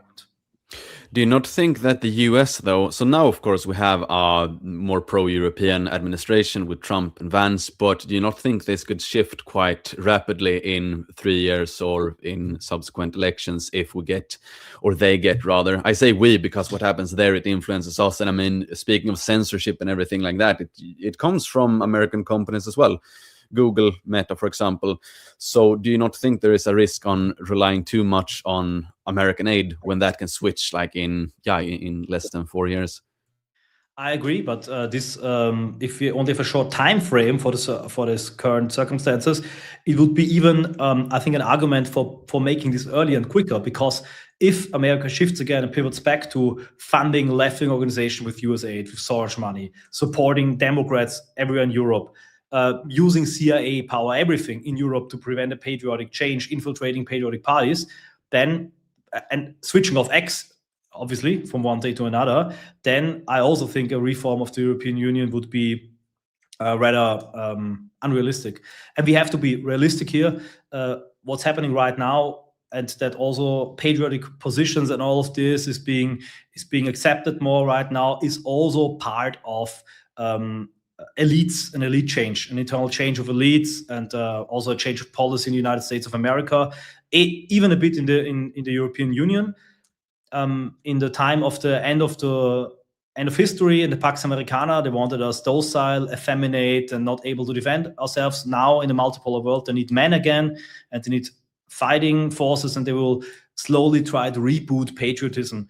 But my fear and my problem, my issue with the European Union is that they want to do this in a civic nationalist, European culturalist way, like turning Europe into a small American melting pot, and the world's a little, world state in small size. And this is my biggest fear, that we don't use the chance we have right now, where the window of opportunity is open, where really there's a unique time frame to push for immigration. And I think if, for example, Trump, we know now there will be Trump and Vance 8 years, and then will be total democratic rule based on demographics. And in this 8-year time frame, we would have the chance to create an alternative European Union with actual sovereignty, where we can create our own social networks, where there would be own banks who would not debank us, where we could do pushbacks on all the borders. And we might have an economic warfare against us, but maybe with other different powers, maybe like North Korea, we could survive. I would every day choose this instead of staying in the belly of this beast, which would then become even more beastly under the guidance of a liberal democratic United States of America again. I think it's very important. Priorities: sovereignty, economics is a lower priority than demography, and that's basically how I approach the whole thing. All right, Keith, do you have any comments on that? Yeah, no, I mean, I think we see the core disagreement. I mean, I take Martin's point. I mean, I agree with them. Of course, the demographic issue is key, and it's really anything it takes to reverse that and to save Europe from this crisis of demographic erasure. But my argument around the economy isn't fundamentally about that economic growth itself has such value. But just that it adds to the overall picture of political instability that would really make this, I think, not just impossible, but it would lead to political ruination for nationalist parties that attempt it. So, as we said at the start, we agree on remigration, we agree on the direction of the current EU, and on what an immigration policy should be. For me, it's just a strategic kind of political calculation, and I just don't think it's viable. And I think our political energies are much better spent on aligning people with the nationalist anti-mass migration position, and then as the left did, working wherever we can to kind of force that into policy, into law, using whatever means at our disposal. And currently, I do think the means are there with the EU to get a lot of what we want. As I said, people can kind of balk at that because, well, the EU is so leftist; it's always gone that direction. But again, the fundamental point is our entire lifetime, our individual nation states have always been going this direction. And so I don't see anything like structurally or fundamentally that stops a reversal of that if you get ideologically aligned people in positions of power on the continental level as well. Right, so we're coming up to 2 hours, and I thought we could have this conversation for 2 hours. I have some super chats that I thought to read out, and we can discuss those a little bit. Are there any other points you would like to make regarding maybe geopolitics or practicality? How do we best? So if we have young talented guys listening to this right now, what sort of advice would you give them to enact political change? Well, I'm sure this will come up in the super chats as well. But I mean, I fully support Martin's strategy in terms of moving the discourse metapolitically and bringing this issue to the fore. And I think we have made huge strides in the last few years. Was it the Financial Times that said remigration is the year in a word? So things are changing very fast metapolitically, and of course, to anyone watching that's invested in these things, try and build up your own political capital, try and build up your own influence, and try and spread these ideas as much as possible. And I can say from experience, when you meet the younger guys that are into right-wing politics, even the center-right, these ideas are really becoming dominant. So, take some heart from the progress that has been made as well. That's also what I would say. I think we are seeing a great success of this meta-political strategy of right-wing Gramscianism, and I can just urge everybody to get involved. It's now soon New Year's Eve, so as a New Year's goal for 2026, because the next 15, 20 years will be absolutely deciding. So anytime, any resource, time, money, whatever you put in right now is now worth way more than ever. 20 years ago, the chances weren't so high. In 30 years, it will be worthless. You then can do whatever you want. You can become a full-time activist, throw millions on a remigration movement. It's over there for some parts of Europe in 30, 40 years. So now is really the most important time. And I just urge everybody to live accordingly and set the priorities straight, to think about what they can do, what their talents are, because not everybody obviously can become a live streamer.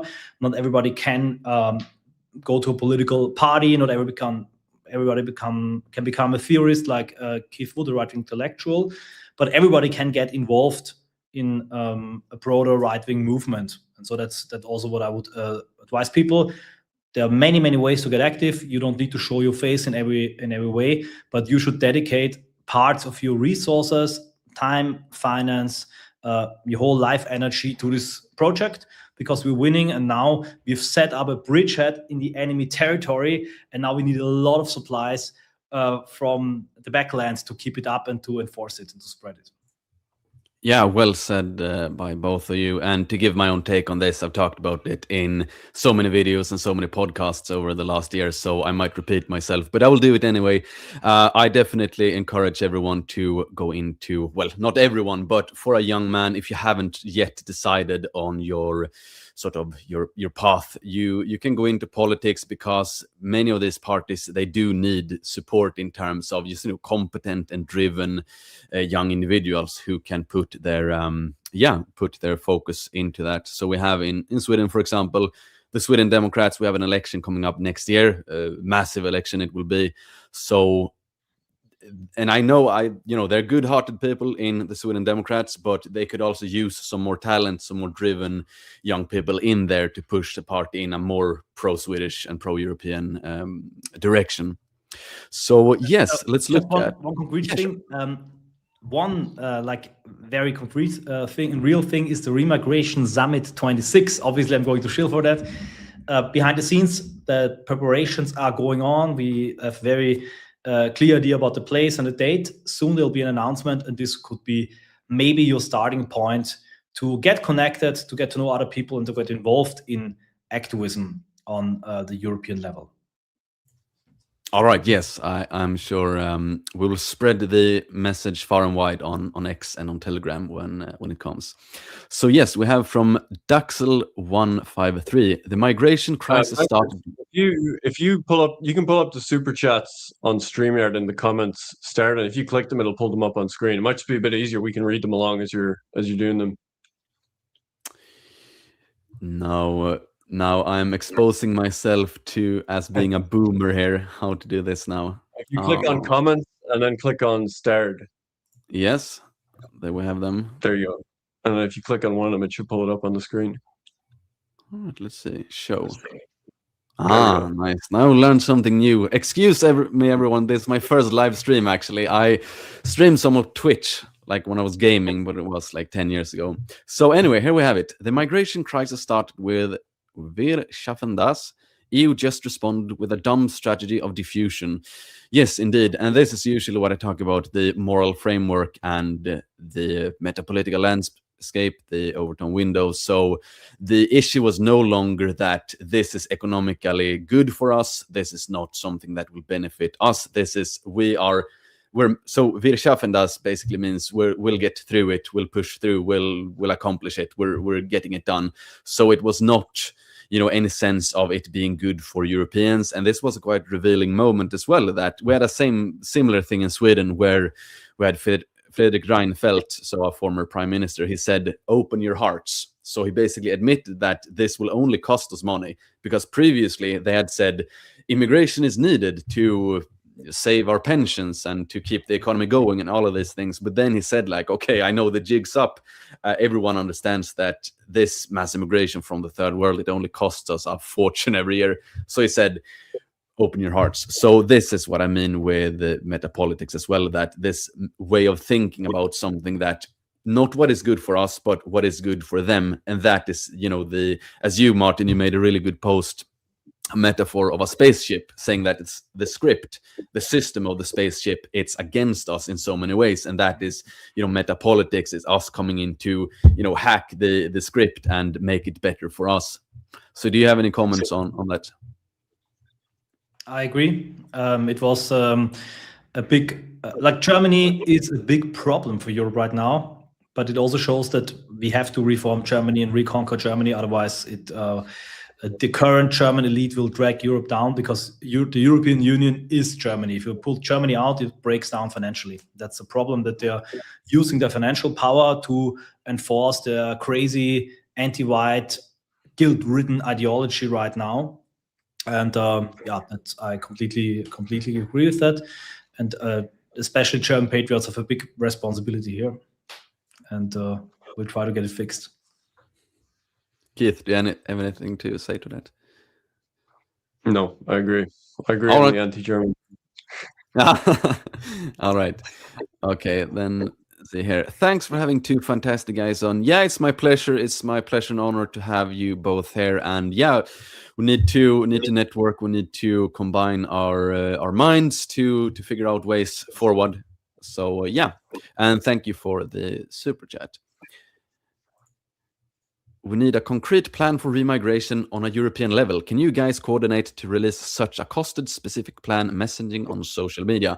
I will say the following, that Martin, in his book Remigration, it is here in the library somewhere, he details it quite well there, the logistics of it. And this will be, when it comes out in English, I will shill it as much as possible as well, because it's a really worthwhile read and it's super necessary to present the logistics of it. So usually that's something I get asked often, like, okay, you propose remigration, but how is it to be done logistically and everything like that? So Martin, he does it very well in that book. Then of course I'm sure we can promote more strategies on social media as well regarding it. Do you guys have anything to say to this, to Joe Gaskins here? I would say, trust me, there will be plenty of remigration papers and proposals next year. We've reached a tipping point. I see it. I see the first signs of it. There will be so many NGOs being founded, so many people from academia suddenly coming out with right-wing positions and papers. You already see it right now on X, because now it's the time where these people, the fence-sitters, see, oh, you can say those things without getting canceled. Oh, Elon Musk is talking about white genocide on X. Oh, well, then I can talk about why migration is bad. And so I think we're going to see a tipping point. That's always how change happens, very slowly, nothing, and then bam, it explodes. And I think 2026 will be the explosion of remigration, also in the more moderate circles, which also means in circles with money, knowledge, the academia. So I've written this book, which was not too radical, but too early in a way. And I think in 2026, we're going to see an explosion of right-wing NGOs, policies, papers, and so on.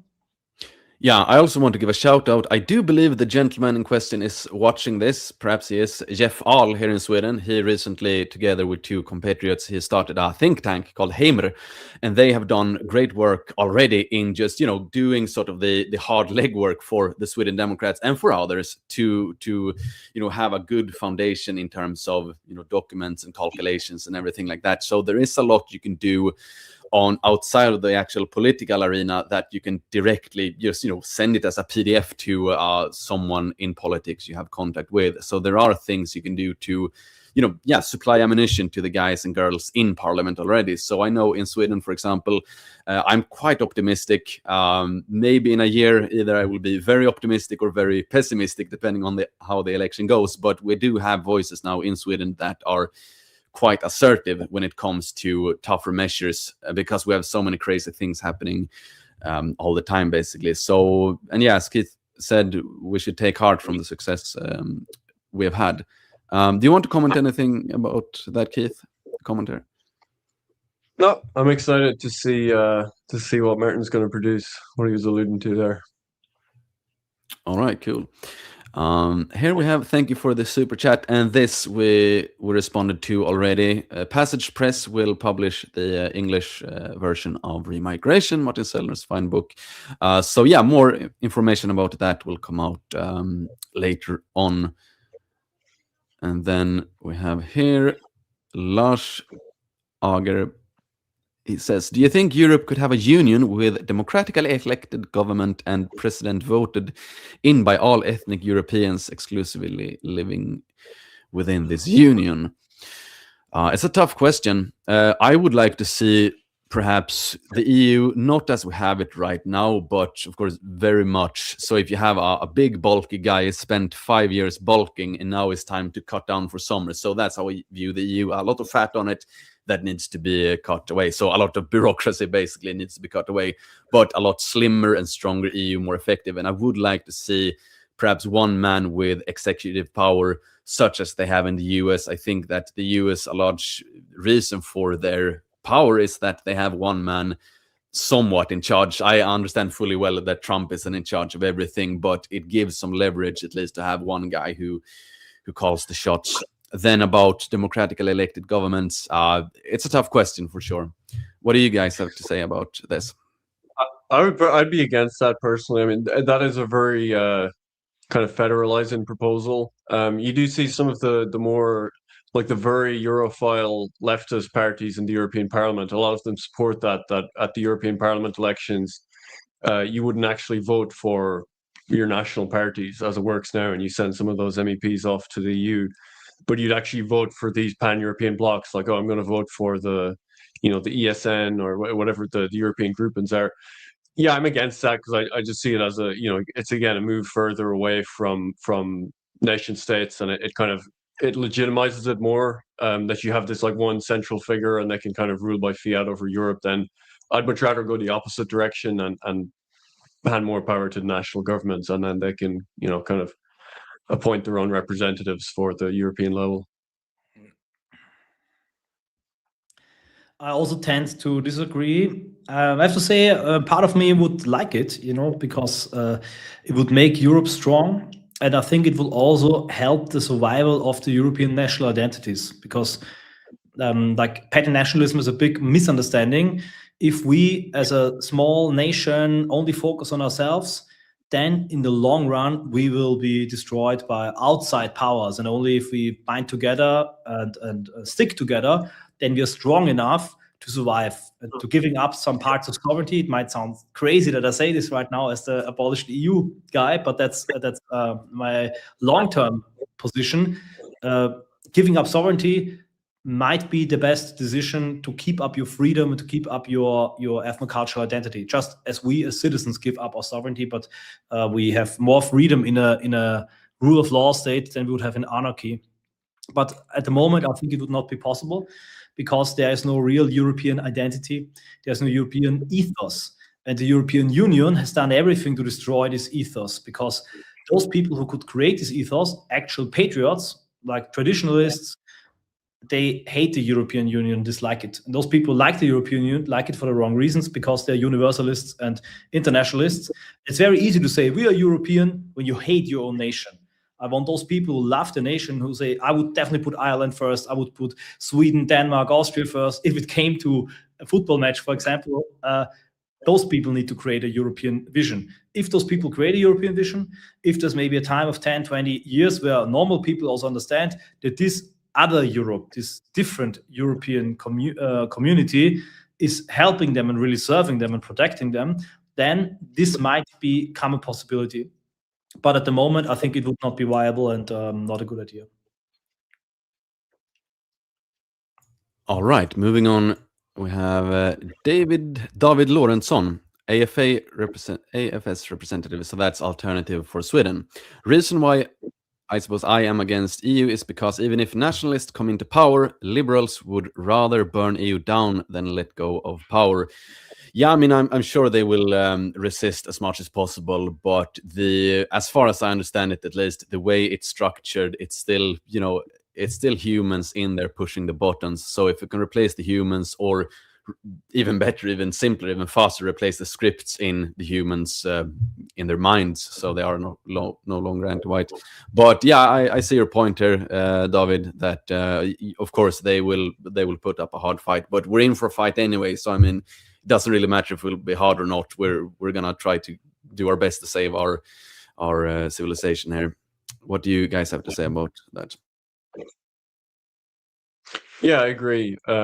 Yeah, I mean the same argument goes for national governments. You know, you can say, well, we're not going to take power nationally. The liberals won't go without a fight. You know, they use it's pretty simple. I mean, if we put nationalist governments in power in nation states, then they're going to be the ones with the representatives in the EU, and then bureaucrats that stymie them get in their way. I mean, they can be fired and replaced. You know, it's certainly doable. Yeah, I think it's a bit different because obviously, like, there's no alternative to a nation state, but there could be an alternative to this European Union. But I also think we need to fight for it. But it brings up a very important point. So the left-wing liberals, our enemies, see the European Union as something great and as the last stronghold, and they are like fleeing to the European Union. A lot of German NGO people end up working there. So I think they really see this as their institution and try to turn into their stronghold. So conquering this last stronghold, this Mott, I think that's the Mott and Bailey, the thing up there is the Mott, I think. This will be very hard. I think it has to be done, but maybe it's easier to do it from the outside. Let's see. All right. My question for Martin is that aren't there some merit to pan-Europeanism by the existences of the identitarian movement? Yes, I already mentioned it. So the identitarian movement is a European movement. It's, I would say, the first really identitarian, nationalist, patriotic, but also very European movement that still exists, and also the biggest. That's also why our logo is the lambda, which is a logo which does not come from a certain national tradition in Europe, but from ancient Greek. So it's so old that everybody basically can adhere to it. And we have been very pro-European from the beginning. And our stance here is basically we are for Europe, but not for this union. And our job as identitarian activists is, as an activist avant-garde in our prospective nations, to prevent the rise of petty nationalism. So to rise national energy, identitarian energy and identity, but to lead it in the right direction and to prevent it from being exploited and being put into next brothers' war. So that's also very important. But the generation identity doesn't have an official stance towards the European Union. It was never part of our activism. I also don't think we should turn it into an active campaign. But I personally, as a European identitarian, I'm really against this European Union. All right, from David again. Question: Euro forces countries to share monetary policy across vastly different economies. One size does not fit all. Growth pot from own currency. Yeah, I mean, this would require quite a bit of time to discuss the euro per se. So I will just leave it at that. And we have still we have all the Swedish and Danish krones here, like true. pounds here. I thought you were super rich, but now I see it's just krones and not euros. Yeah, it's unfortunately not euros or pounds. Then we have Alogarf9 from Denmark also. Free Joel Davis. His current jail is now human rights abuse and should have been shut down decades ago. Read the Notzer article. Yeah, I think the Australian regime is getting quite sort of similar with Canada. I don't know what's going on in this Anglo colonies. They're getting quite crazy, to be honest. Can you create right-wing think tanks, get sponsors like Elon and others to help out like Soros does on the left? Imagine if guys like you were paid to do this full time. Yeah, imagine that. That's I really don't know why that is, to be honest, that because we have so many wealthy guys in Germany, in Sweden as well, but they are not as generous as they are on the left side, I can tell you there. So anyway, I'm not gonna be super bitter about it. We have Elon Musk, he bought X, but for all millionaires out there, it's time to understand that your civilization and your lives also depend on us actually winning this thing. So try to be a bit more generous. Yeah. Do you have any comments on that, my friends? Yeah, send us all money. Yeah, no, I just can stress it. I mean, we have a huge apparatus that is state funded and funded by big business entities, global money, and they're working day and night professionally to destroy our nations. And people who think that we can win this by just doing it on free time and on weekends while having other day jobs, they are oblivious. But unfortunately, in the right wing, there's still this anti-intellectual, anti-activist culture of being a professional activist. That's stupid. Just left wingers are doing that, and the same people who say universities are useless. We don't need humanities, and that's a very, very negative attitude that actually is one of the reasons why conservatives always lose to quote Target. So yes, please support the show, Europa, Keith, the Golden One, and myself. All right. Keith, debate Andrew Gold, especially after he debated laws. Okay, so that's an encouragement for you, Keith, if you want to. I'm down, Andrew Gold. You can have me on. I'll be respectful. Awesome. I didn't even know this Andrew Gold guy. Is he famous? He's kind of new on the scene. In the last few years, all of these like YouTubers have popped up in the UK, especially, you know, like Konstantin Kisin and some of these guys that do kind of the sort of like civic nationalism, like free speech. And is this Andrew Gold? Is he left wing, communist, libertarian? What does he? No, he's like I guess he's classical liberal. I think he has some kind of media background, but yeah, I don't know. Especially in the UK, for some reason, a lot of these people have popped up. Like civic nationalism, classical liberalism. I guess because nationalism is growing so much there that they're, you know, a lot of people are trying to get in on it with a more respectable mainstream. This is Sargon Akkad 10 years ago. I mean, that is a very, very late to the party. Yeah, obviously I know Steve Laws, but I've never heard about this Gold. All right. Assuming ethno-nationalist parties govern across Europe in the future, the absence of a unified EU will mean irredentist countries like Hungary trying to return Trianon and will return and plunge Europe into another war. Russia will 100% exploit this. Yeah, I don't know. I think, yeah, sure, Russia will exploit any weakness in Europe. Of course they would, because they feel threatened as well. So this is a topic for another time. Do you guys have anything to say about this comment? There will not be a war for Trianon. Definitely not. The demography is not right there. I think that's not a danger. But I will use this comment to directly say, yes, obviously neither Putin nor Xi Jinping nor Trump have our best interest in mind, and that's good, because they are not elected by us, and they would be traitors if they had Europe's best interest in mind. So that's absolutely clear. But I also think that they are not as crazy as our own elites, who not only have not our best interest in mind, but who want to actively replace us with third world migrants who hate us and hate white people and hate European people. And I think this hatred of our own elites is at the moment even more dangerous than the neutrality and the own interest of a Trump, of a Putin, or Xi Jinping. But obviously, this only can speak for Western European countries. In the Baltics and Finland, they would see differently, obviously. But I'm now speaking for like countries like Germany, Austria, France. Mm-hmm. For Keith, will there be more debates and collaborations like this in 2026? Hopefully, your YouTube will get unbanned. The Tumblr sends its regards.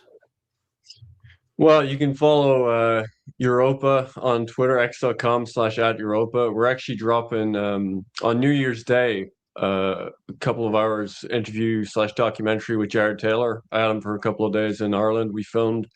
It's kind of a retrospective on his life and his history of activism in this movement. I think people will really enjoy it. Roddy Murray, my film guy, did a great job on it. And yeah, Europa.com. If you follow us there, it's I guess I can plug this later on, but it's basically a nationalist news aggregator, our version of Drudge Report, those kinds of websites, which I think is very important. There's so much slop on social media now. It can be hard to tell reality from fiction. A lot of people are on different platforms with all the censorship. So the idea is to have one hub where we can bring everything together, and it's a good news feed as well. And yeah, we're also going to be doing original media productions. I did a documentary last year on populism in Poland and Germany. Spoke to DFD, Confederacja members. Follow us on Twitter for the Jared documentary. And yeah, we'll have a lot more original media productions as we grow. All right, awesome. Who are your favorite historical European leaders? Well, really long answer, but I would say one at least, Gustav III here in Sweden. So he ruled during the latter half of the 18th century, and essentially the political situation was that half of the Swedish parliament was sort of bribed by the Russians, the other half by the French, and he had enough of it, so he staged a coup d'etat and took power, and took more power to the monarchy. So I was always inspired by it, and he did it in a quite clean way, so there wasn't even any bloodshed because he was so meticulous in the planning and everything like that. So I think he's quite inspiring. Do you have any favorite historical leaders?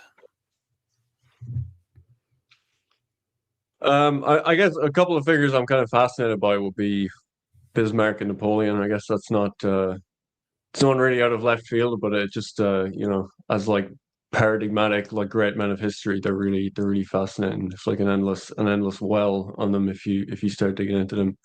I released a book last year, Napoleon's Final Reflections. It was it was based on a memoir by his physician in his final exile, which I just found absolutely fascinating. Like it's very like candid reflections on his life, where he actually gets into quite a lot of his own political philosophy and justifications. He's an ambiguous figure from my perspective, but great man of history. They're kind of beyond good and evil, right? So very fascinating to study. Yeah, there are also many I could mention. I just want to bring one up. Prince Eugene of Savoy. He was a great man, in my opinion, because he was like a European avant la lettre, and he was the reason why the Balkan has been freed from the Ottoman Empire. And he was a great guy. Also, he lived in Vienna. So, All right. If EU is destroyed and replaced with a new pan-European bloc, we'll have the issue of founding members blocking out other countries for petty nationalist reasons. For example, see Greek and Bulgarian demands over North Macedonia. Yeah, fully possible. I mean, all of these things, they will always need to be ironed out. but I think this a new bloc could just do the same, but bribe these nations with money. And if you bribe them with money, and if you basically only can win the national election when you get this new European money, then you can have a good influence, but you could use this influence for good by supporting right-wing parties, supporting a cultural revival there. So I think that this new pan-European bloc would have no problem, because you don't need to be anti-European, anti-nationalistic, and universalistic to be against this petty nationalism. So that's a big wrong dichotomy where they say, it's either us or war, it's either us or nationalistic brother war again. This is completely wrong. There are a lot of great right-wing European concepts, pan-European federalist European concepts written and thought out by right-wingers, by nationalists, and so we really don't need these left-wing universalists to have a European unity. The former Austro-Hungarian Empire was the ideological conservative counterweight to the liberal agnostic or Protestant ideology in Europe that led to the current hyper-liberalism. How can we establish a similar counterweight?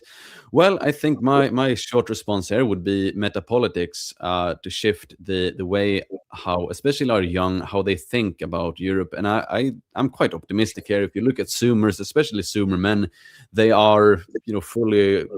Well, perhaps I'm too optimistic here, but from what I've seen, at least, many of them are fully on board with a sort of a higher ideal. They're not satisfied with the sort of civic nationalist European identity based on values like you have now. Now we're talking about Agartha, Hyperborea, we're talking about Empire, we're talking about, these cool things. So I'm quite optimistic in, winning that battle simply by posting cool things, to be honest, like shifting how the young think.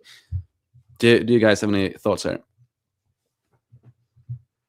Well, I guess I'm no fan of the Austro-Hungarian Empire. It's like the ultimate multi-ethnic empire without really a core identity. But I don't know. It's in the realm of fantasy to me, talking about like how are we gonna build a anti-liberal imperium or something. I think those trends are dictated by larger forces, and I think we're moving into a decentralizing era. We're not going to get some big tradcon multi-ethnic empire anytime soon.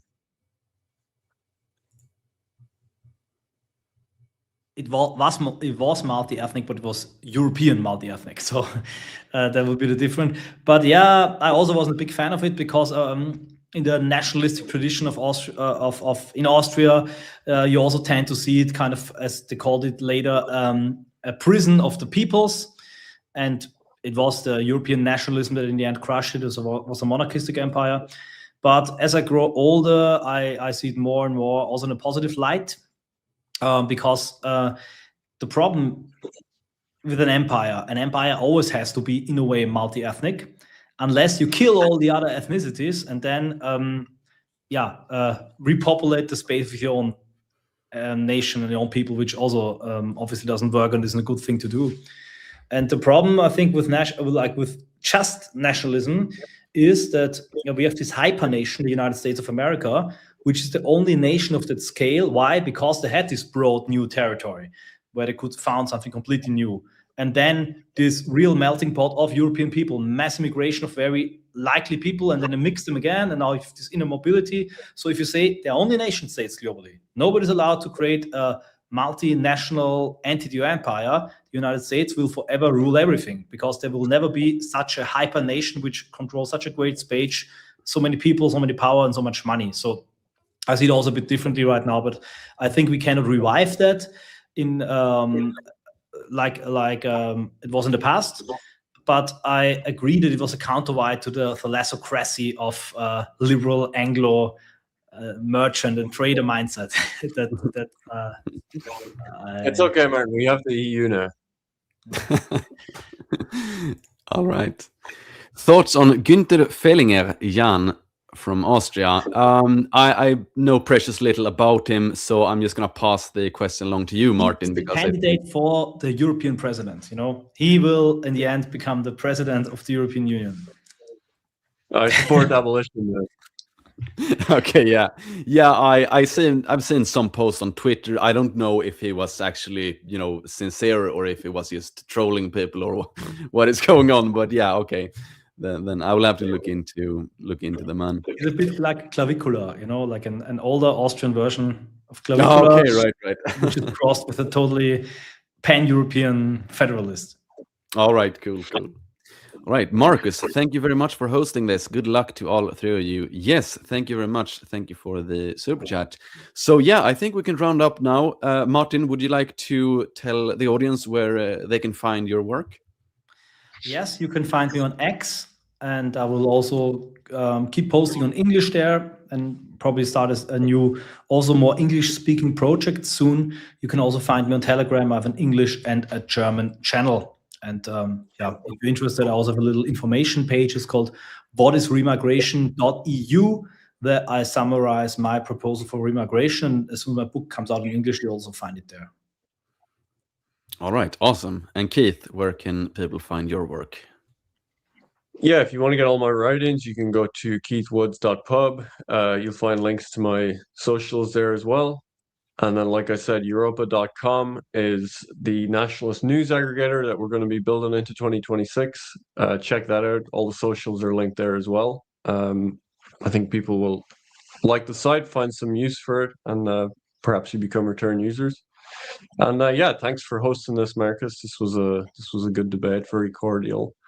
Not quite internet blood sports, but yeah, I think Martin said this at the start. There hasn't really been many debates in our scene for a few years, so sometimes it's interesting to revisit some of these questions in a friendly way. Yeah. All right. Awesome. Thank you to everyone who super chatted, and thank you to everyone who checked in to listen and watch as well. So I wish everyone a good evening and goodbye.